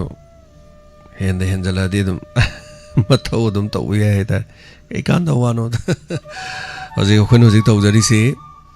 ꯁꯦꯝ ꯁꯥꯗꯅ ꯂꯩꯔꯤ ꯃꯩꯇꯩ ꯅꯨꯡꯁꯥꯅꯁꯨ ꯂꯨꯄꯥ 5,000 ꯑꯃ ꯄꯤꯔ ꯂꯩꯔꯦ ꯑꯗꯨꯒ ꯑꯩꯈꯣꯏꯒꯤ ꯃꯌꯥꯝꯗꯒꯤ ꯑꯩꯈꯣꯏꯅ ꯈꯨꯟ ꯉꯥꯛꯄꯒꯤ ꯈꯥꯏꯖꯕꯗꯣ ꯑꯩ ꯌꯥꯝ ꯅꯨꯡꯉꯥꯏꯖꯕꯗꯤ ꯖꯤꯔꯤꯗꯒꯤ ꯅꯨꯡꯁꯤꯔꯕ ꯑꯉꯥꯡ ꯃꯔꯨꯞ 2 ꯍꯥꯏꯇꯥꯔꯦ ꯅꯨꯡꯁꯤꯔꯕ ꯏꯅꯥꯎ 2 ꯃꯈꯣꯏꯒꯤ ꯅꯨꯡꯉꯥꯏꯇꯦ ꯍꯥꯏꯇꯥꯔꯦ ꯑꯗꯣ ꯄꯨꯛꯅꯤꯡꯗꯣ ꯑꯗꯨꯝ ꯈꯔ ꯑꯗꯨꯝ ꯁꯣꯜꯂꯦ ꯍꯥꯏꯇꯥꯔꯦ ꯉꯁꯤꯗꯤ ꯅꯨꯡꯉꯥꯏꯇꯦ ꯑꯗꯨꯃꯥꯏꯅ ꯇꯧꯕꯗꯣ ꯑꯗꯨ ꯃꯐꯝꯗꯨꯗ ꯍꯥꯏꯇꯥꯔꯦ ꯃꯐꯝꯗꯨꯗ ꯂꯩꯕ ꯁꯤꯡ ꯑꯗꯨꯒꯤꯗꯃꯛ ꯍꯥꯏꯕ ꯇꯥꯔꯦꯀꯣ ꯆꯥꯅ ꯊꯛꯅꯕ ꯈꯖꯤꯛꯇ ꯑꯣꯏꯔꯁꯨ ꯁꯤꯟꯖꯈꯤꯕꯅꯦꯕ ꯑꯗꯨꯒꯤ ꯁꯨꯝ ꯅꯨꯡꯉꯥꯏꯕꯗꯤ ꯐꯥꯎꯏ ꯈꯤꯇꯪ ꯃꯈꯣꯏꯒꯤꯒ ꯍꯣꯠꯅꯈꯤꯕꯗꯣ ꯑꯗꯣ ꯍꯧꯖꯤꯛꯁꯨ ꯍꯥꯏꯇꯥꯔꯦ ꯂꯨꯄꯥ 12,000 ꯂꯩꯔꯤ ꯁꯤ ꯃꯊꯛꯇ ꯈꯔ ꯑꯗꯨꯝ ꯍꯥꯞꯆꯜꯂꯀꯥꯟꯗ ꯇꯉꯥꯏ ꯐꯗꯕꯁꯦ ꯍꯧꯖꯤꯛ ꯃꯥꯏꯀꯩ ꯑꯃꯈꯛ ꯑꯣꯏꯔꯗꯤ ꯃꯥꯏꯀꯩ ꯑꯃꯗ ꯆꯠꯀꯦ ꯇꯧꯕꯗꯣ ꯃꯥꯏꯀꯩ ꯑꯃꯁꯨ ꯂꯣꯏ ꯊꯨꯡꯅ ꯇꯧꯁꯜꯂꯛꯄ ꯍꯥꯏꯇꯥꯔꯦ ꯄꯥꯡꯉꯒꯗꯤ ꯀꯅꯥꯗ ꯄꯥꯡꯗꯣꯏꯅꯣ ꯀꯥꯏꯅ ꯇꯧꯕꯗꯣ ꯑꯗꯨꯝꯕꯩ ꯇꯥꯟꯖꯥ ꯑꯗꯨꯝ ꯂꯩꯌꯦꯕ ꯑꯩꯈꯣꯏ ꯔꯦꯗꯤꯑꯣ ꯑꯣꯏꯔꯒꯁꯨ ꯇꯤꯚꯤ ꯑꯣꯏꯔꯒꯁꯨ ꯄ꯭ꯔꯣꯒ꯭ꯔꯥꯝꯁꯦ ꯁꯟꯗꯣꯛꯆꯔꯒꯁꯨ ꯇꯥꯔꯤꯕ ꯃꯌꯥꯝ ꯑꯩꯈꯣꯏ ꯐꯦꯃꯤꯂꯤ ꯃꯦꯝꯕꯔ ꯃꯌꯥꯝ ꯇꯧꯔꯀꯥꯟꯗ ꯉꯝꯖꯕ ꯃꯇꯦꯡ ꯈꯤꯇꯪ ꯄꯥꯡꯖꯕꯅꯦ ꯑꯗꯨꯒ ꯄꯥꯡꯐꯝꯁꯨ ꯊꯣꯛꯑꯦ ꯑꯗꯨꯒ ꯁꯤꯗꯩꯗ ꯁꯥꯎꯅꯤꯡꯉꯗꯤ ꯁꯥꯎꯕꯤꯔꯣꯏꯗꯣ ꯍꯥꯏꯇꯥꯔꯦꯅꯦ ꯀꯔꯤ ꯍꯥꯏꯗꯣꯏꯅꯣ ꯍꯣꯏ ꯃꯣꯏꯔꯥꯡꯗꯁꯨ ꯊꯣꯡ ꯍꯥꯡꯗꯦꯅ ꯇꯥꯛꯄꯤꯔꯛꯑꯦ ꯑꯗꯨꯒ ꯑꯗꯨꯝ ꯇꯧꯖꯒꯦ ꯃꯇꯦꯡ ꯑꯗꯨꯝ ꯇꯧꯒꯅꯤ ꯑꯗꯨꯒ ꯌꯥꯗ ꯌꯥꯔꯛꯇ꯭ꯔꯗꯤ ꯎꯄꯥꯏ ꯂꯩꯇꯦ ꯆꯠꯄ ꯇꯥꯕꯅꯦ ꯑꯩꯈꯣꯏꯁꯨ ꯅꯥꯔꯁꯨ ꯍꯤꯗꯥꯛ ꯒꯨꯂꯤ ꯄꯨꯔꯒ ꯆꯠꯇꯥꯕꯅꯤ ꯏꯔꯩꯄꯥꯛ ꯀꯤꯔꯝꯗꯝꯅ ꯍꯦꯟꯅ ꯂꯨꯏꯌꯦꯕ ꯑꯗꯣ ꯊꯧꯔꯝ ꯁꯟꯇꯣꯛꯑꯁꯨ ꯏꯟꯁꯄꯦꯛꯇꯔ ꯇꯌꯥꯏ ꯁꯟꯇꯣꯛꯑꯁꯨ ꯄꯨꯛꯅꯤꯡ ꯋꯥꯔꯣꯜ ꯁꯟꯇꯣꯛꯑꯁꯨ ꯗꯥꯏꯃꯟ ꯇꯤꯚꯤꯅ ꯍꯟꯕ ꯂꯩꯇꯅ ꯍꯣꯠꯅꯈꯤꯒꯅꯤ ꯑꯗꯨꯃꯛ ꯉꯝꯖꯕ ꯂꯦꯞꯄ ꯂꯩꯇꯅ ꯀꯅꯥꯒꯨꯝꯕ ꯑꯃꯒꯤ ꯃꯇꯧ ꯇꯝꯕꯩ ꯋꯥꯁꯨ ꯅꯠꯇꯦ ꯀꯅꯥꯒꯨꯝꯕ ꯑꯃꯒꯤꯁꯨ ꯅꯠꯇꯦ ꯁꯤꯗꯤ ꯑꯩꯈꯣꯏꯒꯤ ꯇꯧꯐꯝ ꯊꯣꯛꯄꯅꯤ ꯑꯩꯈꯣꯏꯒꯤꯗꯃꯛ ꯏꯔꯩꯄꯥꯛꯀꯤꯗꯃꯛ ꯉꯥꯛꯂꯤꯕꯁꯤꯡ ꯑꯗꯨꯒꯤꯗꯃꯛ ꯍꯥꯏꯕ ꯇꯥꯔꯦ ꯍꯜꯂꯣ ꯍꯜꯂꯣ ꯃꯤꯡ ꯑꯃꯗꯤ ꯂꯩꯐꯝ ꯍꯥꯏꯕꯤꯁꯤ ꯑꯩ ꯊꯥꯡꯃꯩꯕꯟꯗꯒꯤ ꯁꯥꯟꯇ ꯇꯔꯥꯝꯅꯣꯛꯆꯔꯤ ꯑꯣꯖꯥ ꯁꯥꯟꯇ ꯍꯥꯏꯕꯤꯌꯨ ꯃꯌꯥꯝꯁꯤ ꯍꯧꯖꯤꯛ ꯏꯔꯥꯡꯁꯤ ꯃꯃꯥꯡ ꯆꯍꯤꯒꯤ ꯃꯦ 3 ꯍꯧꯔꯛꯏꯕ ꯏꯔꯥꯡꯁꯤ ꯂꯣꯏꯁꯤꯟꯕꯤꯗꯕꯅꯤꯅ ꯃꯌꯥꯝꯅ ꯑꯋꯥꯕꯁꯨ ꯅꯪꯂꯕꯅꯤꯅ ꯃꯌꯥꯝ ꯄꯦꯟꯗꯕꯁꯨ ꯐꯣꯡꯗꯣꯛꯅꯔꯤ ꯑꯗꯣ ꯃꯁꯤꯒꯤ ꯃꯔꯛꯁꯤꯗ ꯉꯁꯤꯁꯦ ꯑꯩꯈꯣꯏꯒꯤ ꯔꯨꯂꯤꯡ MLAꯁꯤꯡꯒꯤ ꯑꯣꯏꯕ ꯃꯤꯇꯤꯡ ꯑꯃ ꯄꯨꯡ 5ꯗ ꯇꯧꯅꯤ ꯍꯥꯏꯔꯤꯁꯤ ꯃꯁꯤ ꯌꯥꯝꯅ ꯃꯔꯨꯑꯣꯏꯕ ꯃꯤꯇꯤꯡ ꯑꯃ ꯑꯣꯏꯒꯗ꯭ꯔꯥꯅ ꯈꯟꯖꯕ ꯍꯥꯏꯇꯥꯔꯦ ꯑꯗ ꯃꯁꯤꯗ ꯂꯧꯔꯛꯀꯗꯧꯕ ꯋꯥꯔꯦꯞꯇꯨꯅ ꯑꯩꯈꯣꯏꯒꯤ ꯍꯧꯖꯤꯛ ꯀꯣꯀꯣꯃꯤꯅꯒ ꯆꯪꯁꯤꯜꯂꯤꯕ ꯈꯣꯡꯖꯪꯁꯤꯒꯤ ꯃꯥꯏꯑꯣꯟꯁꯤ ꯆꯨꯝꯒꯗ꯭ꯔꯥꯅ ꯈꯟꯖꯩ ꯑꯗꯨꯅ ꯌꯥꯔꯒꯗꯤ ꯔꯨꯂꯤꯡꯒꯤ MLA ꯈꯨꯗꯤꯡꯃꯛ ꯌꯥꯎꯕꯤꯌꯨ ꯑꯗꯨꯒ ꯄ꯭ꯔꯖꯥꯁꯤꯡꯒꯤ ꯋꯥꯈꯜꯗ ꯂꯩꯔꯤꯕ ꯅꯨꯡꯉꯥꯏꯇꯕꯁꯤꯡꯁꯤ ꯎꯕꯤꯔꯒ ꯃꯈꯣꯏꯁꯤ ꯑꯩꯈꯣꯏꯅ ꯃꯤꯌꯥꯝꯒꯤꯗꯃꯛꯇꯅꯤꯅ ꯈꯜꯂꯒ ꯊꯥꯒꯠꯈꯤꯕꯅꯤꯅ ꯃꯤꯌꯥꯝꯒꯤ ꯑꯋꯥꯕ ꯏꯍꯨꯟꯁꯤ ꯈꯪꯕꯤꯔꯒ ꯃꯈꯣꯏꯃꯛꯇ ꯊꯦꯡꯅꯕ ꯑꯋꯥꯕꯁꯤꯡꯁꯤ ꯃꯈꯣꯏꯃꯛꯅ ꯊꯦꯡꯅꯕꯅꯤ ꯍꯥꯏꯁꯤ ꯈꯟꯕꯤꯔꯒ ꯃꯈꯣꯏꯒꯤ ꯃꯣꯠꯁꯤꯡꯗꯨ ꯄꯨꯊꯣꯛꯄꯤꯔꯒ ꯑꯃꯠꯇ ꯑꯣꯏꯅ ꯑꯩꯈꯣꯏꯒꯤ ꯆꯣꯏꯊꯣꯛꯇꯕꯤꯗ ꯑꯃꯠꯇ ꯑꯣꯏꯅ ꯄꯨꯟꯁꯤꯟꯃꯤꯟꯅꯔꯒ ꯁꯦꯟꯇꯔꯁꯤꯗ ꯍꯥꯏꯕ ꯌꯥꯕꯗꯣ ꯍꯧꯖꯤꯛ ꯍꯥꯏꯕ ꯌꯥꯕꯒꯤ ꯇꯥꯟꯖꯥꯗꯨ ꯑꯩꯈꯣই ꯑꯣꯏꯔꯕ꯭ꯔꯥꯅ ꯈꯜꯂꯤ ꯃꯁꯤꯒꯤ ꯇꯥꯟꯖꯥꯁꯤ ꯔꯨꯂꯤꯡꯒꯤ MLAꯁꯤꯡꯅ ꯅꯥꯟꯊꯣꯛꯍꯟꯖꯅꯤꯡꯗꯦ ꯍꯥꯏꯇꯥꯔꯦ ꯃꯁꯤꯒꯤ ꯇꯥꯟꯖꯥꯁꯤ ꯅꯥꯟꯊꯣꯛꯈ꯭ꯔꯒꯗꯤ ꯑꯩꯈꯣꯏꯒꯤ ꯄ꯭ꯔꯖꯥꯁꯤꯡꯅꯁꯨ ꯁꯥꯎꯕꯁꯤ ꯐꯣꯡꯗꯣꯛꯈꯤꯕ ꯂꯩꯔꯕꯅꯤ ꯃꯁꯤ ꯈꯨꯗꯝ ꯑꯃꯕꯨ ꯉꯔꯥꯡ ꯑꯩꯈꯣꯏꯒꯤ ꯃꯣꯏꯔꯥꯡꯒꯤ ꯊꯧꯗꯣꯛꯇ ꯆꯪꯁꯤꯜꯂꯨꯕ ꯃꯤꯅꯤꯁꯇꯔ MLA ꯃꯌꯥꯝꯅ ꯇꯥꯜꯂꯛꯄ ꯂꯩꯈ꯭ꯔꯕꯅꯤ ꯑꯗꯨꯅ ꯄ꯭ꯔꯖꯥ ꯃꯌꯥꯝꯅ ꯁꯥꯎꯔꯛꯄ ꯍꯥꯏꯁꯤ ꯃꯗꯨꯅ ꯑꯗꯨꯝ ꯈꯨꯗꯝ ꯆꯥꯗꯝ ꯑꯣꯏꯔꯕꯅꯤꯅ ꯌꯥꯔꯒꯗꯤ ꯑꯩꯈꯣꯏꯒꯤ ꯔꯨꯂꯤꯡꯒꯤ ꯂꯩꯕꯤꯔꯤꯕ MLAꯁꯤꯡꯅ ꯌꯥꯝꯅ ꯀꯨꯞꯅ ꯈꯟꯊꯕꯤꯔꯒ ꯃꯁꯤ ꯃꯈꯣꯏꯒꯤ ꯑꯔꯣꯏꯕ ꯇꯥꯟꯖꯥꯅꯤ ꯍꯥꯏꯁꯤ ꯂꯧꯔꯒ ꯈꯨꯗꯣꯡꯆꯥꯕꯁꯤ ꯃꯥꯡꯍꯟꯕꯤꯒꯅꯨ ꯑꯗꯨꯒ ꯄ꯭ꯔꯖꯥ ꯑꯩꯈꯣꯏ ꯏꯃꯥ ꯂꯩꯕꯥꯛꯀꯤꯗꯃꯛ ꯈꯟꯕꯤꯔꯒ ꯑꯩꯈꯣꯏꯒꯤ ꯐꯝꯒꯤ ꯈꯟꯕꯤꯕꯒꯤ ꯃꯇꯝꯗꯤ ꯑꯣꯏꯗ꯭ꯔꯦꯅ ꯈꯟꯖꯩ ꯑꯗ ꯃꯈꯣꯏ ꯈꯨꯗꯤꯡꯃꯛꯁꯨ ꯉꯔꯥꯡ ꯃꯤꯅꯤꯁꯇꯔ ꯁꯨꯁꯤꯟꯗ꯭ꯔꯣꯅ ꯍꯥꯏꯕꯤꯔꯝꯕꯗꯁꯨ ꯑꯩꯈꯣꯏ ꯀꯔꯤꯒꯨꯝꯕ ꯈꯔꯗꯤ ꯇꯧꯔꯛꯀꯅꯤ ꯍꯥꯏꯕꯤꯔꯝꯃꯤ ꯃꯗꯨꯃꯛ ꯇꯧꯕꯤꯔꯛꯎ ꯑꯗꯨꯒ ꯄ꯭ꯔꯖꯥ ꯃꯤꯌꯥꯝꯗ ꯑꯩꯅ ꯍꯥꯏꯖꯅꯤꯡꯕꯗꯤ ꯄ꯭ꯔꯁꯤꯗꯦꯟꯒꯤꯗꯃꯛꯇꯗꯤ ꯊꯣꯏꯗꯣꯛꯅ ꯋꯥꯕꯤꯔꯨꯒꯅꯨ ꯑꯩꯈꯣꯏꯒꯤ ꯆꯤꯐ ꯃꯤꯅꯤꯁꯇꯔ ꯂꯩꯕ ꯂꯩꯇꯕ ꯑꯩꯈꯣꯏꯒꯤ ꯖꯨꯟ 19 ꯊꯣꯛꯈꯤꯕꯗꯨ ꯑꯩꯈꯣꯏꯒꯤ ꯄ꯭ꯔꯁꯤꯗꯦꯟ ꯔꯨꯜ ꯂꯩꯕ ꯃꯇꯝꯗꯅꯤ ꯑꯗꯨꯅ ꯏꯟꯗꯤꯌꯥ ꯁꯔꯀꯥꯔꯅ ꯍꯦꯛꯇ ꯄꯪꯇꯧ ꯇꯧꯕ ꯌꯥꯕ ꯅꯠꯇꯦ ꯑꯩꯈꯣꯏꯒꯤ ꯄ꯭ꯔꯤꯊꯤꯕꯤ ꯃꯌꯥꯝ ꯂꯩꯔꯤ ꯑꯥꯏꯟ ꯀꯥꯅꯨꯟ ꯃꯌꯥꯝ ꯂꯩꯔꯤ ꯍꯦꯛꯇ ꯄꯪꯇꯧ ꯇꯧꯕ ꯌꯥꯕ ꯅꯠꯇꯦ ꯄ꯭ꯔꯁꯤꯗꯦꯟ ꯔꯨꯜ ꯂꯩꯔꯒ ꯍꯦꯛꯇ ꯑꯗꯨꯅ ꯄ꯭ꯔꯁꯤꯗꯦꯟ ꯔꯨꯜ ꯂꯥꯛꯀꯅꯤ ꯍꯥꯏꯕꯁꯤ ꯄꯥꯈꯠꯄꯗꯤ ꯇꯧꯕꯤꯒꯅꯨ ꯑꯗꯨꯅ ꯑꯩꯈꯣꯏꯒꯤ ꯆꯤꯐ ꯃꯤꯅꯤꯁꯇꯔ ꯂꯩꯔꯒ ꯑꯩꯈꯣꯏꯅ ꯂꯩꯕꯥꯛꯁꯤꯗ ꯃꯤ ꯅꯨꯡꯇꯤꯒꯤ ꯁꯤꯒꯗꯕ ꯑꯣꯏꯔꯒꯗꯤ ꯑꯩꯈꯣꯏꯒꯤ ꯈꯨꯗꯣꯡ ꯆꯥꯅꯕꯒꯤꯗꯃꯛꯇ ꯑꯩꯈꯣꯏ ꯆꯤꯐ ꯃꯤꯅꯤꯁꯇꯔꯅ ꯐꯝ ꯊꯥꯗꯣꯛꯆꯔꯒꯦ ꯀꯥꯏꯅ ꯍꯥꯏꯔꯒꯁꯨ ꯑꯩꯈꯣꯏ ꯇꯔꯥꯝꯅ ꯄꯣꯛꯑꯒ ꯑꯩꯈꯣꯏ ꯄꯨꯟꯅ ꯆꯪꯁꯤꯟꯃꯤꯟꯅꯕ ꯑꯗꯨꯝꯗ ꯑꯣꯏꯅ ꯈꯟꯊꯃꯤꯟꯅꯁꯤꯅ ꯑꯩ ꯍꯥꯏꯖꯒꯦ ꯊꯝꯖꯒꯦ ꯊꯥꯒꯠꯆꯔꯤ ꯌꯥꯝ ꯅꯨꯡꯉꯥꯏꯖꯔꯦ ꯁꯔꯨꯛ ꯌꯥꯕꯤꯔꯛꯄ ꯑꯣꯖꯥ ꯁꯥꯟꯇ ꯊꯥꯒꯠꯆꯔꯤ ngasi khusem live se mi yam yami khusem live se mi 93 lay yam no ai khusem je mi humfu go hum do yankai hum do dai mutang lay ngasi di 94 khusem da yam tabirami khusem ohong radio ko YouTube ta live tharak tra gasu YouTube live thadre na khanbiraga de adom na khusem aduga Manipur online radio haita Manipur online radio da changaga soidena lakbiyo me aduda dum live tharamgani ado koi entertainment program adu na tawdo live thadre adu radio gi program tawde hadabanina adu thorom sigi pungo hum khai tarak matam da live talent hunt program adum tawjagani YouTube ta de koi live thajara roi adu Facebook to so live thajara roi maram di hauji oriba situation sina madu gi yengjara kan dai kai khumna jaba ujara kan aduna thorom si tawi amadi tawde haiba khange haiba taraga di Manipur online radio da changbira kanda kari thorom tawi haiba so dum khangbi gani aduga TV channel da bodi dum ugani TV gi di program se tawra kan koi lebak sumaina to e hara program tawda ba yadam ni channel dum kakki doini do channel se hangjar ko gi chahi ani mapom phare si oina bo hona ba da su araiba thabak amadi oide ana YouTube ta hanga ga YouTube to YouTuber ma oda Facebook ta hanga social media gi influencer ma natte ekoina tawjari ba thabak thorom su du medium sing stu yongna na bagi YouTube ta hang mani aduga Diamond TV aduga James Saigurjam ni YouTuber natte YouTube ta khoina tawjari potu sum tawni ISTV ne YouTube ta hange na ISTV si YouTuber ne haiba yade Impact TV di YouTuber ne haiba yade YouTube ta su program du phang bagi wani haitare YouTuber haiba du di magi blog ama semba hapta gi natraga tha mai manungda natraga numit kharni mangda blog ama mam sema thagat padu aduna YouTuber haitare ekhoi gi de aduna ti noma da pung taraga taru pung kun mari se program adum santoga leiba channel amani Powersu, Faudrasu, Mayam Gitogol Togzaba, Humanity Service Togzaba, Hibatare. Adana Punga Humtaba Matamnadum, Torom Makadum Satazarkani, Mayamna Hangbirakanda, Quick Hungry Udri and Hiragas YouTube the Lactre Heduna, Torom Tabi, the Batawigano, Tabi Yabi, Sarugabin, a Sukol Tobio. Hello. Hello, sorry, your book for content contagion in this half. Tapioza. I phone there, Asai Muktajani, Sarna. Ronen di maram dalam kamenti le itu kerja ipon juga pira kerja ye. Iya. Hanya tahu cara pun isa. Saat di Diamond TV, radio bu, macam pun maka isor ye macam dah, pemanggon nizeri sa. Pungin juga ba, orang kata sampai ke sa. Kerja Manipur je uji luar ba, situation lah sudah kerja email lekara mana, mobile, ceng awak memandai ye lemena jauh resat pa. Lambi semi me na keng na sa laga magi tungin ba khungburoi karaga dum khoji thabak subam da kai ga tawga son da tawriba thabak sida interest iro loksan da lumna loksan da gi mong da ga gi irang ja marom da na thai ga pu na ba gi mong da tawji masida yamna yamong na ba khoi da yamna nuai ta ba yeng bu da seng yeng ning da ba TV da kai da pau yeng ning da ba sa 지금 뭐 레바게 situation 진나 따리다 뭐 타박 수호도 마기 고차비 까리지 뭐 티카비 까리지 마토니 어든 떠올러 학생은 뭐지다 우리 김 수고 우지를 뭐지다 마기 와카니 강대함니 강대 공부를 가라가 마tung 있나라 뭐지다 떠오르나 학생은 야오를 코드나 떠오르나 떠오르바 타박도나 행 마도나 솔루션 보러 가다 나 되어서 마도나 지금 마기 말음지다 그땅 타와 학생 야오나 Lebaki pemaiba taburoi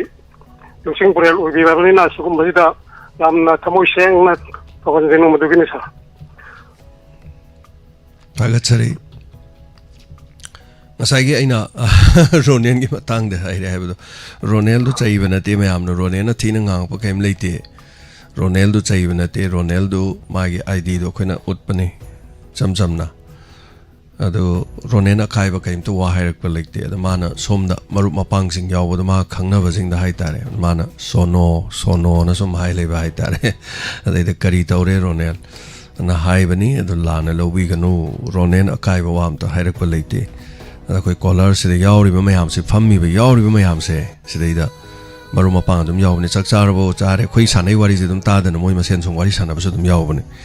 chak charabo chare du tawre masidi sono jiti kana somoi masem haina baduni ada da mina thok sangak pada yeng bada di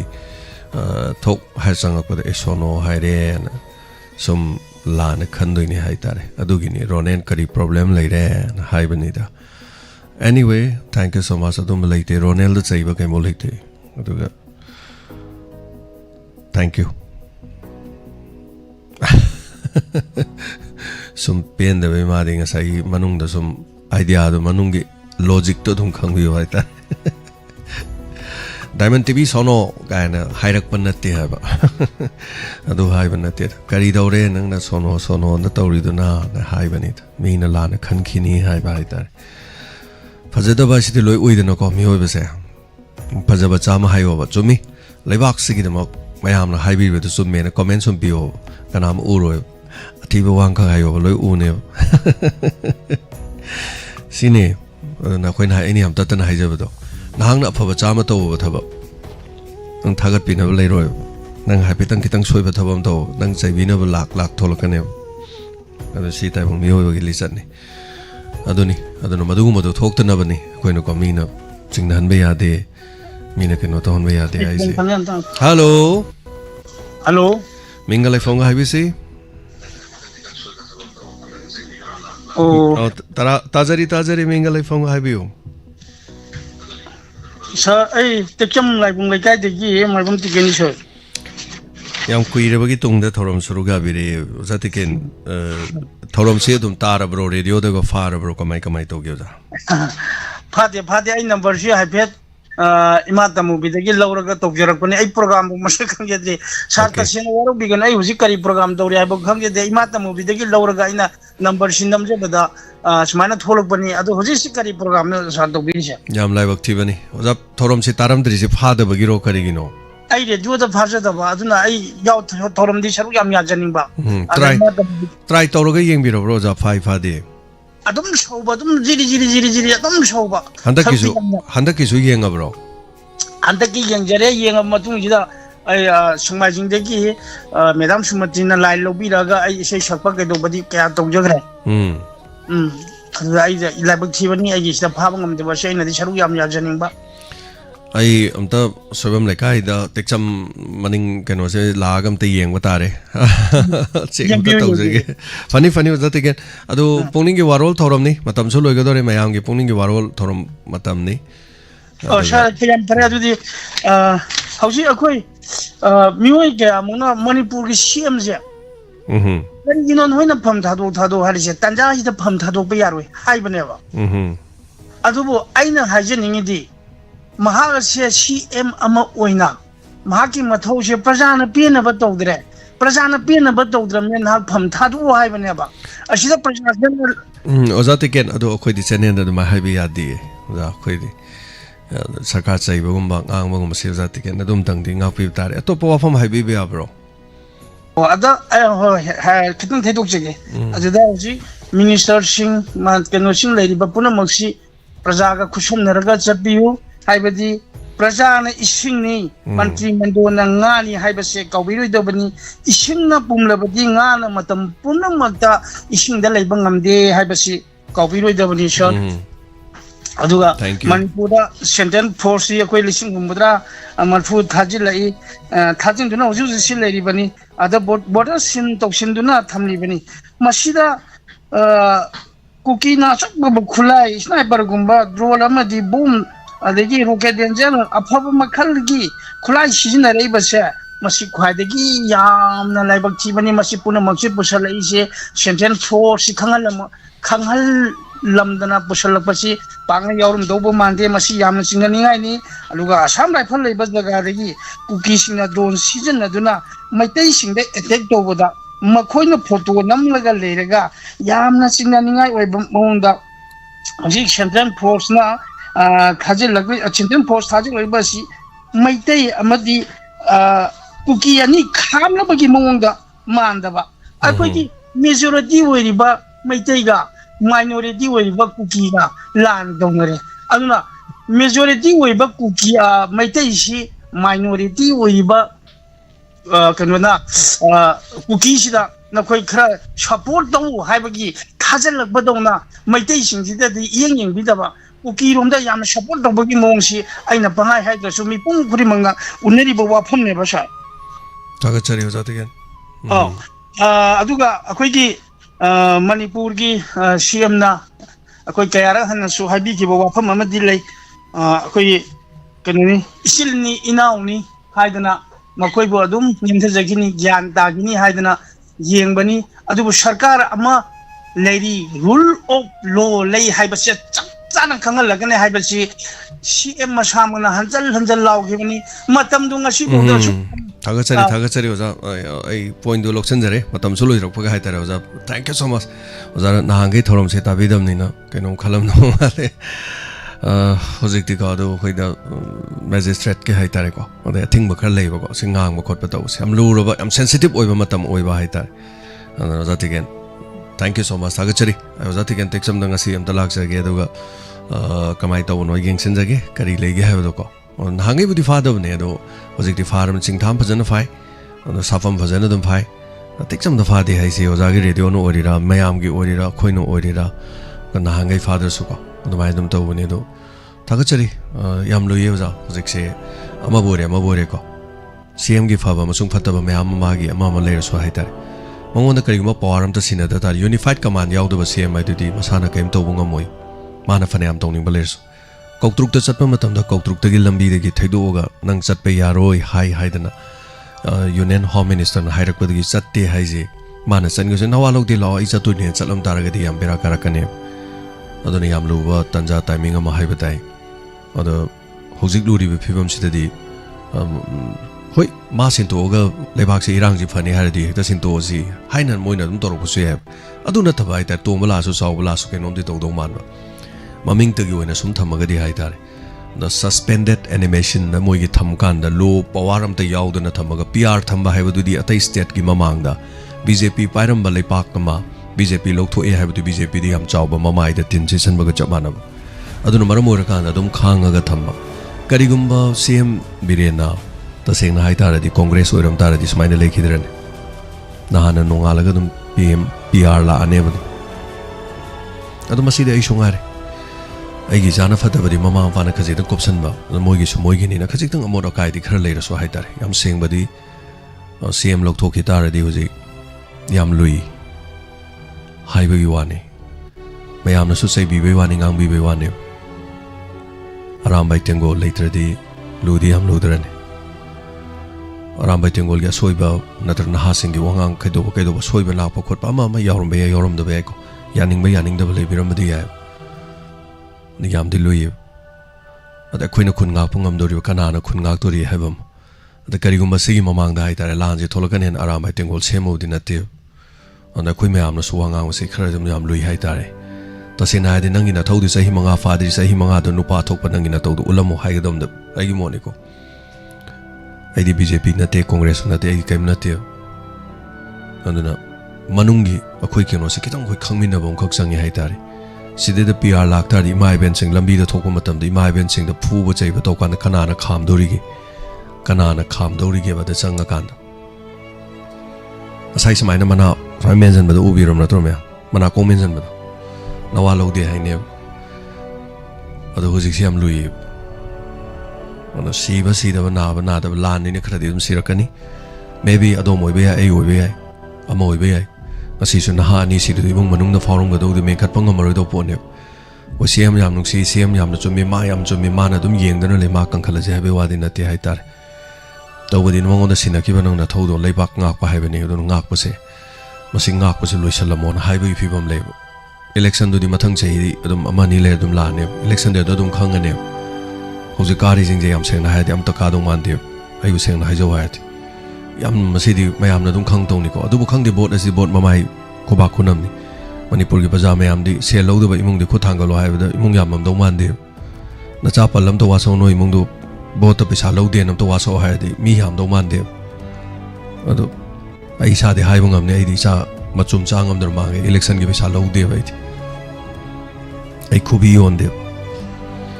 सुमाइ तौदर Manipur प्रजा मयाम पनुमना मसागी vote मसागी election मसागी duty responsibility दु खंगतारदि हाइताय अदु मणिपुर दि खर लुनि हाइतारे मणिपुर की हुजी ओरिसे मणिपुर की CM न नत्ते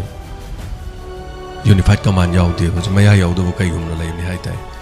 कदाइदनो canoe तोरकान पुंझलकान करिनो मतौगी मथौ खक्ताय थागचरी ma'am पेंदबदि ma'am लेबिरंगने खुसु याम पेंदे अदो पेंदबसे तौबी की हाइतारदि centre करि तौ लेरिगे मोइ कैदौ लेरिगे हाइबवानि मोइ लोइ खंगी नत्रने करम लेबाक चनगे करम लेबाक ड्रोन थादब एटेक्सी इंडिया की करम मफम करम चनखीगे रॉकेट कापसले मिसाइल्स कापेन हाइसि लोइ नेशनल मीडिया दा लोइ फोंग लेरबो वफमने अदुना खोइगिदि हानदगी याद लेखरबा हाइतारे इंडियाना चिनकोकी सिंगा पुल्ला कांद मखोइना फजबा करिनोम सेमी ब्रह्मा थुगाइना होनबो चाइना गा ब्रह्मा गा जुनता गा पुनबदुना चाइना ना इंडिया गा यानदबदुना मरम ओरकांद ब्रह्मा थुगाइना होनबो ब्रह्मा थुगाइरगा अतोपदा सोंद यूएसए ना मतेंग पांगा अतोप क्रिश्चियन कंट्री म सेमना न होनरकबा मदुदा मो बांग्लादेश लैवा काइग्रमने मिगी शेख हसीना तो काइग्रबनी चेनग्रबनी म्याम उबिरि दुरेन अखोइसिदे हाना काइरिसिने अदुगी मथक्ता पुंजलकांद अदु सेमोरकांद मोइदी लाओस फाउरगा चटपा याबा अखोइसिदे सेमिबा हाईवे से अतैगी मौ नते मोरे चट यानबै नते लाओस वियतनाम असोमदा चटनबा यानबैनेबा इंडोनेशिया चट यानब इंडिया मचाना फ्लाइट तोंगा कोइना लुपा मयाम चंगिदो सेदा कार चलगा थाईलैंड चटपा यारकदोने ललोन इतिक यारकदोने इंडिया दे हेना चौखलौदोने अखोइदी करीमता नते खोंग पनब हापू खरगुमनेब अखोइदी याम सेंग हाइकान मी यामसु नते अखोइदी मी लाख 15 मुक्तनेब लेरिस सी लोइसनगिबदुने जेनोसाइड तोरकपने हाइतारे याम सेंग हाइकानदि this platform da yam phajade se mungang mo se do mayam sum haina bodu ko sum haibo ani ta sengmadi yaning da basu lay khoi sem gi yaning da mayam lay ado yaning da lay su hojik hai tar ma gi mathau loidir ni no sidai da ma to ki tar di pr lak tar di am lui hai tar ado khoi khun ga kusing kamai to do no hai da hai tar khoi lan chala khun ga ku ngam mi bran no mai lak pa chat pa ngam bran ne ko kana na no mai kap na ri ge khoi di facebook da lan to ngak ta ne कोई खरा खल्लगा ngang mathong tai hoji hunnabagi matam natte hai tai tetsinjage ko aran ba yorom basu semdok piu mea sini hoji ladies aduna siguma matam se irei pak kiram dam se kari ora kadage kamai tor kadage ha yam lu tanjane thank you so much ngasi gi loisinjage anana thaga chai no chalama kaki kholao ai ngarang su utpang amaudre ngasi so ha petu ucharage to ni chalsi masi macha macha poga sen thibangam da macha ga lemina ba phangdraba mama amni yum pan ba lui yum pa la di hu angang unage haitar di angang am yauge haitar di angang du yauna ba pa lak ama la ni ma khut leitraga di angang yauroi do gi phibam ni adana sarkar gi hospital am da unaraba di se liting ting de adana private hospital ma changure unarure bapuroi ba gari thawi bapuroi ba gari thobodu lan sina gari thau phangdre Shell talk tre macha maso mamang na macha no pim pokpada tha tere to legidre aduna handaki ju tha su dana poe lupa la ma changni haire lupa la ma changa do si sel leitre thi bangamdre mama tha dore macha do hospital na phajalore mama na sida la engon da kapare isagam ta lehen bion aidi bol ep to junate rajniti yaw junate sen pai junate yum mathon chaba mi junate mayam gi service toro sida di ma vel singa ima ibungo du da na khara toro kobi hangam khara ulaga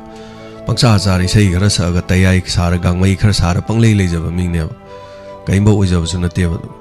ada khoida mateng pang khan mai macha ga lemina ne na thajaba ga loina na lai nungai te o khong ka pes le adu kari di tongam ne aina lupa lam putok tur pingam su nate adu ngamade gi family le risina mangon da lupa lesing manga am tara am kun pirok pen mai ngarang gari bara khar pigre ada video se matem do uchara ke chalsin hairi se kai no do tabi do magi gp yauni to no khoi family member gi budi diamond gi family na ngamjaba do mateng manga tara kitang pangminara lore aduga ai di huju ji khun ngak pai hai tare chanda isen khomjalli aduga tangai fadaba khun ngak pagi da mai paisa pina na ba musu sem sa adana leijare adina hana so haijaba do hek ho ha hari di khun ngak pasing gi da mateng pangmana tana ya to pa na ya ki dei thoina pangaroi maram di khun ngak pan hena loin adu bichal sigi ju yam drasu aduga ngamjaba sing na mai gp da mateng pangi da kem ta kai di video matem da thajarage pani yamina se hospital da leiriba ai gi sa je ai gi lemina ba phangna na ba mayamna ai gi jabu nu sibiduna ai gi awaba je ubiduna mateng khardang doi pangbi yu mayam gi tawi man ai kaujero kon bandan thamge haina ko thi jare chenjare aduda chatre kana su lobiyo yadre ai gi lan thuma mata leite ai puroi bagi leiriba haba bo magi yumbam du de hena leite masi manau nu pa ju mathandane chanupi ani maga imaju baba leigidre sarai gi ming babita kauje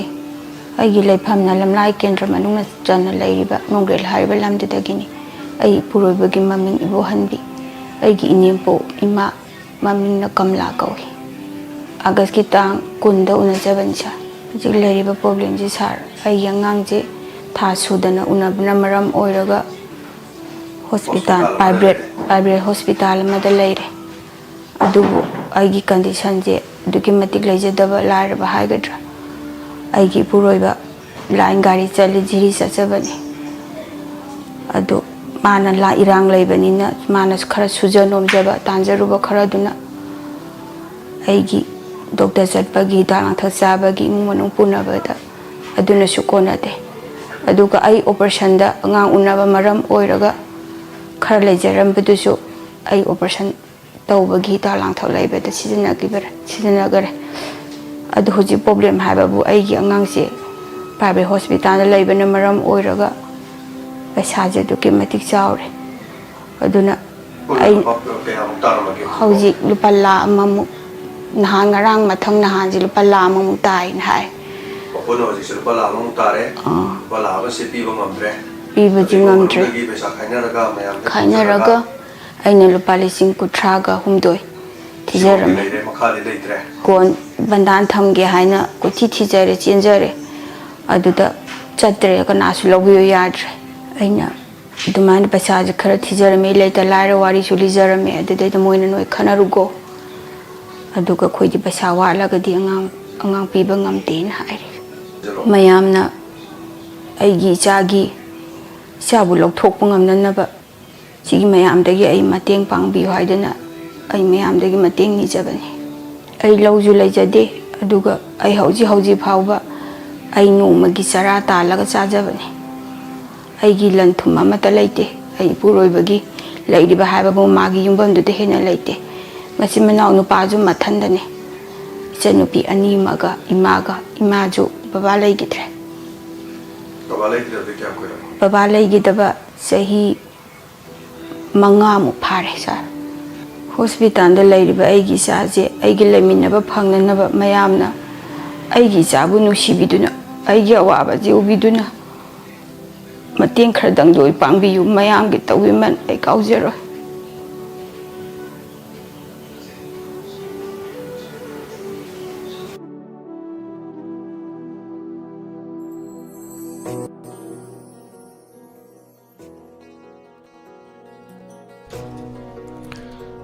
Tagajari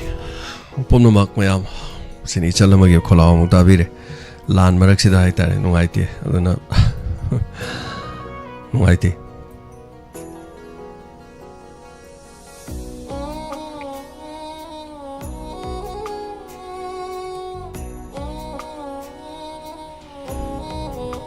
Tagajari loisenjagi call makhatana ro ko chararoi aduga hanana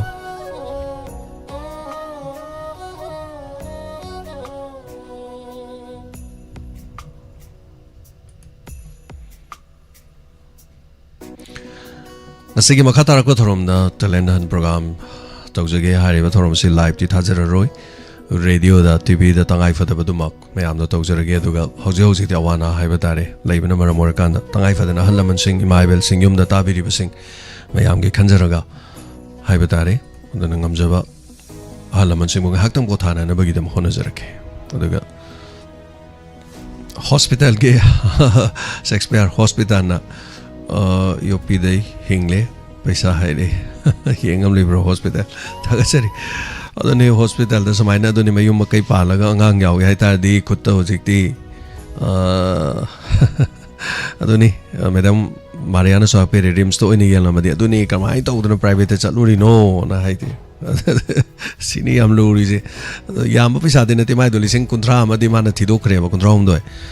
lising humdra hum doi ne ado nomin ini humni sondara de no mai kunmanga tara pasala di phanam yaman aduna pukchen chaw sin mai ji pe dum kapira su yare koi family gi sungam jaba khara dum khudol tawjage ada ai di hoji haijaba dune ai atai gi mok tawjade hojik se aduna lan si oina sem saraga dum leijabni no haitare so hiram dam sigi da makai batai hona minasi nanga sigi da mokta di matanga sa poni waro thorom lo sinjare ngaki matungda kari thorom sandole habadu di Manipur online radio da he tabiu matam phatabani na haiba tare mayam na lan hek to I adoi khoi khakta na te all india radio so 24 hour adum youtube ta dum thai atai radio channel so dum thai adubu mayam da gi mi yam se khoina khre hen ba haigadra mi yam ba haibadi subscriber yam ba haiba tare adana loini yoba ni na ko ngang bi ba sai pham je khoi hek to dum mayam ne hekta dum oirakadauba haitare aduna section thorang lokhachabani punamak yaifaba fabo oiminarsi nungaiba pau taminarsi aduga tawaina pontha pikraba thobu singum from the kai khumna bai khoi mayam unminasi makhatana thokta boisunu hena safaba oirasunu sanale pana yaifari kurumjari take care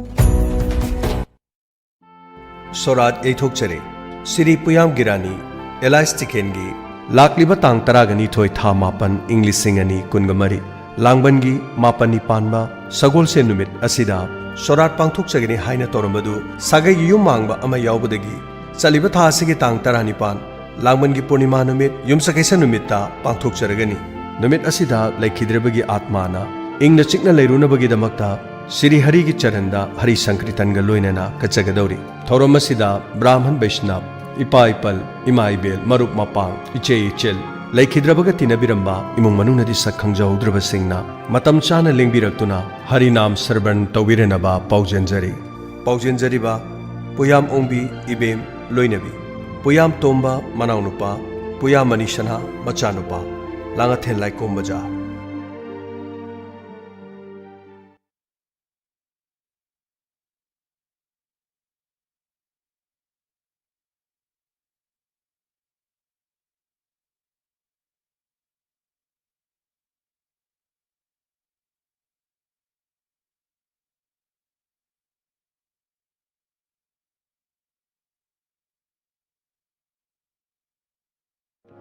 Hangdukchari,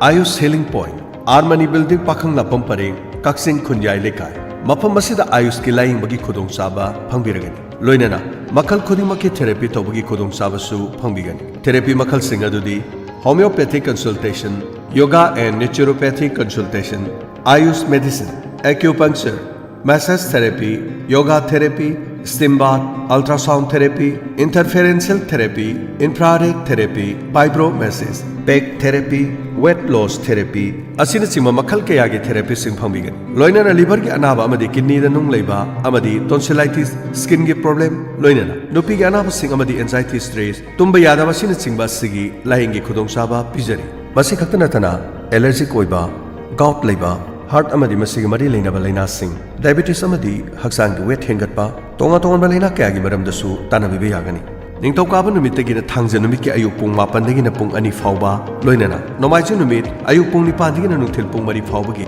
Dr. Unabibagi Kudong Saba Pumbigan. Akopa Marol Ginama, 8413-935890, Loinana, 600-99-68145. Ayus Healing Point, Cure with Care, Armani Building Pakangla Pumparing, Kaksing Kunyai Lekai.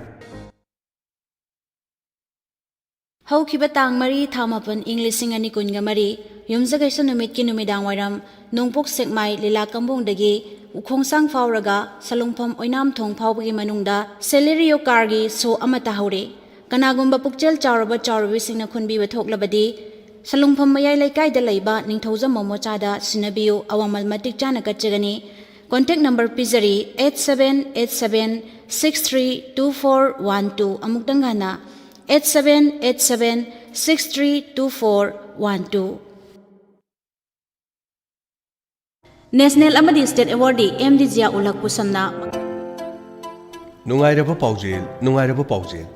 Piles नुंगसंगना मरम ओइरगा मतम सांगना नारबा मियोइसिंग अदुगिदमक पाउजेल पुदुना लाक्चरी मदुदी नुंगसंगना मरम ओइरगा ई ताबा चिकपा नाबा पुक्त gastric लैबा तिनकुप लैबा सौजनांथबा मरेंग मरेंग चटपा लेंबा नाबा सौजदा पोमथोकपा fistula चोंथबा मनुंग चंगबा नुंगाइतबा अमसुंग तोइने तोइने चंगिंबा हारिबा लैनासिंग असि हिदाक अमुक्तंग थकपदा पुंफा फाहनबा ngamle लैनासिंग असिना नारबा मियोइसिंग असिगिदमा हिदाक असि सिजनदुना कानबसी अमुक्तंग लौमिनसी पाउजेंजरिबा कबिरानी फुंद्रैमयुम जुबेदा लोइनना साफिक अनवर मयांग इम्फाल बेंगुल चाही कया मथक्ता पंजरिबा लैनासिंग असि नारबा मियो क्या फानख्रबा लोइनना नुपी सिंगी येंगबदा खुदोंग चारबा कबिरानी फुंद्रैमयुम Zubeda ngasi ngasi mak tanabiyu akopa marol gidama 9856601688 amukahna 9856601688 ngasi ngasi mak tanabiyu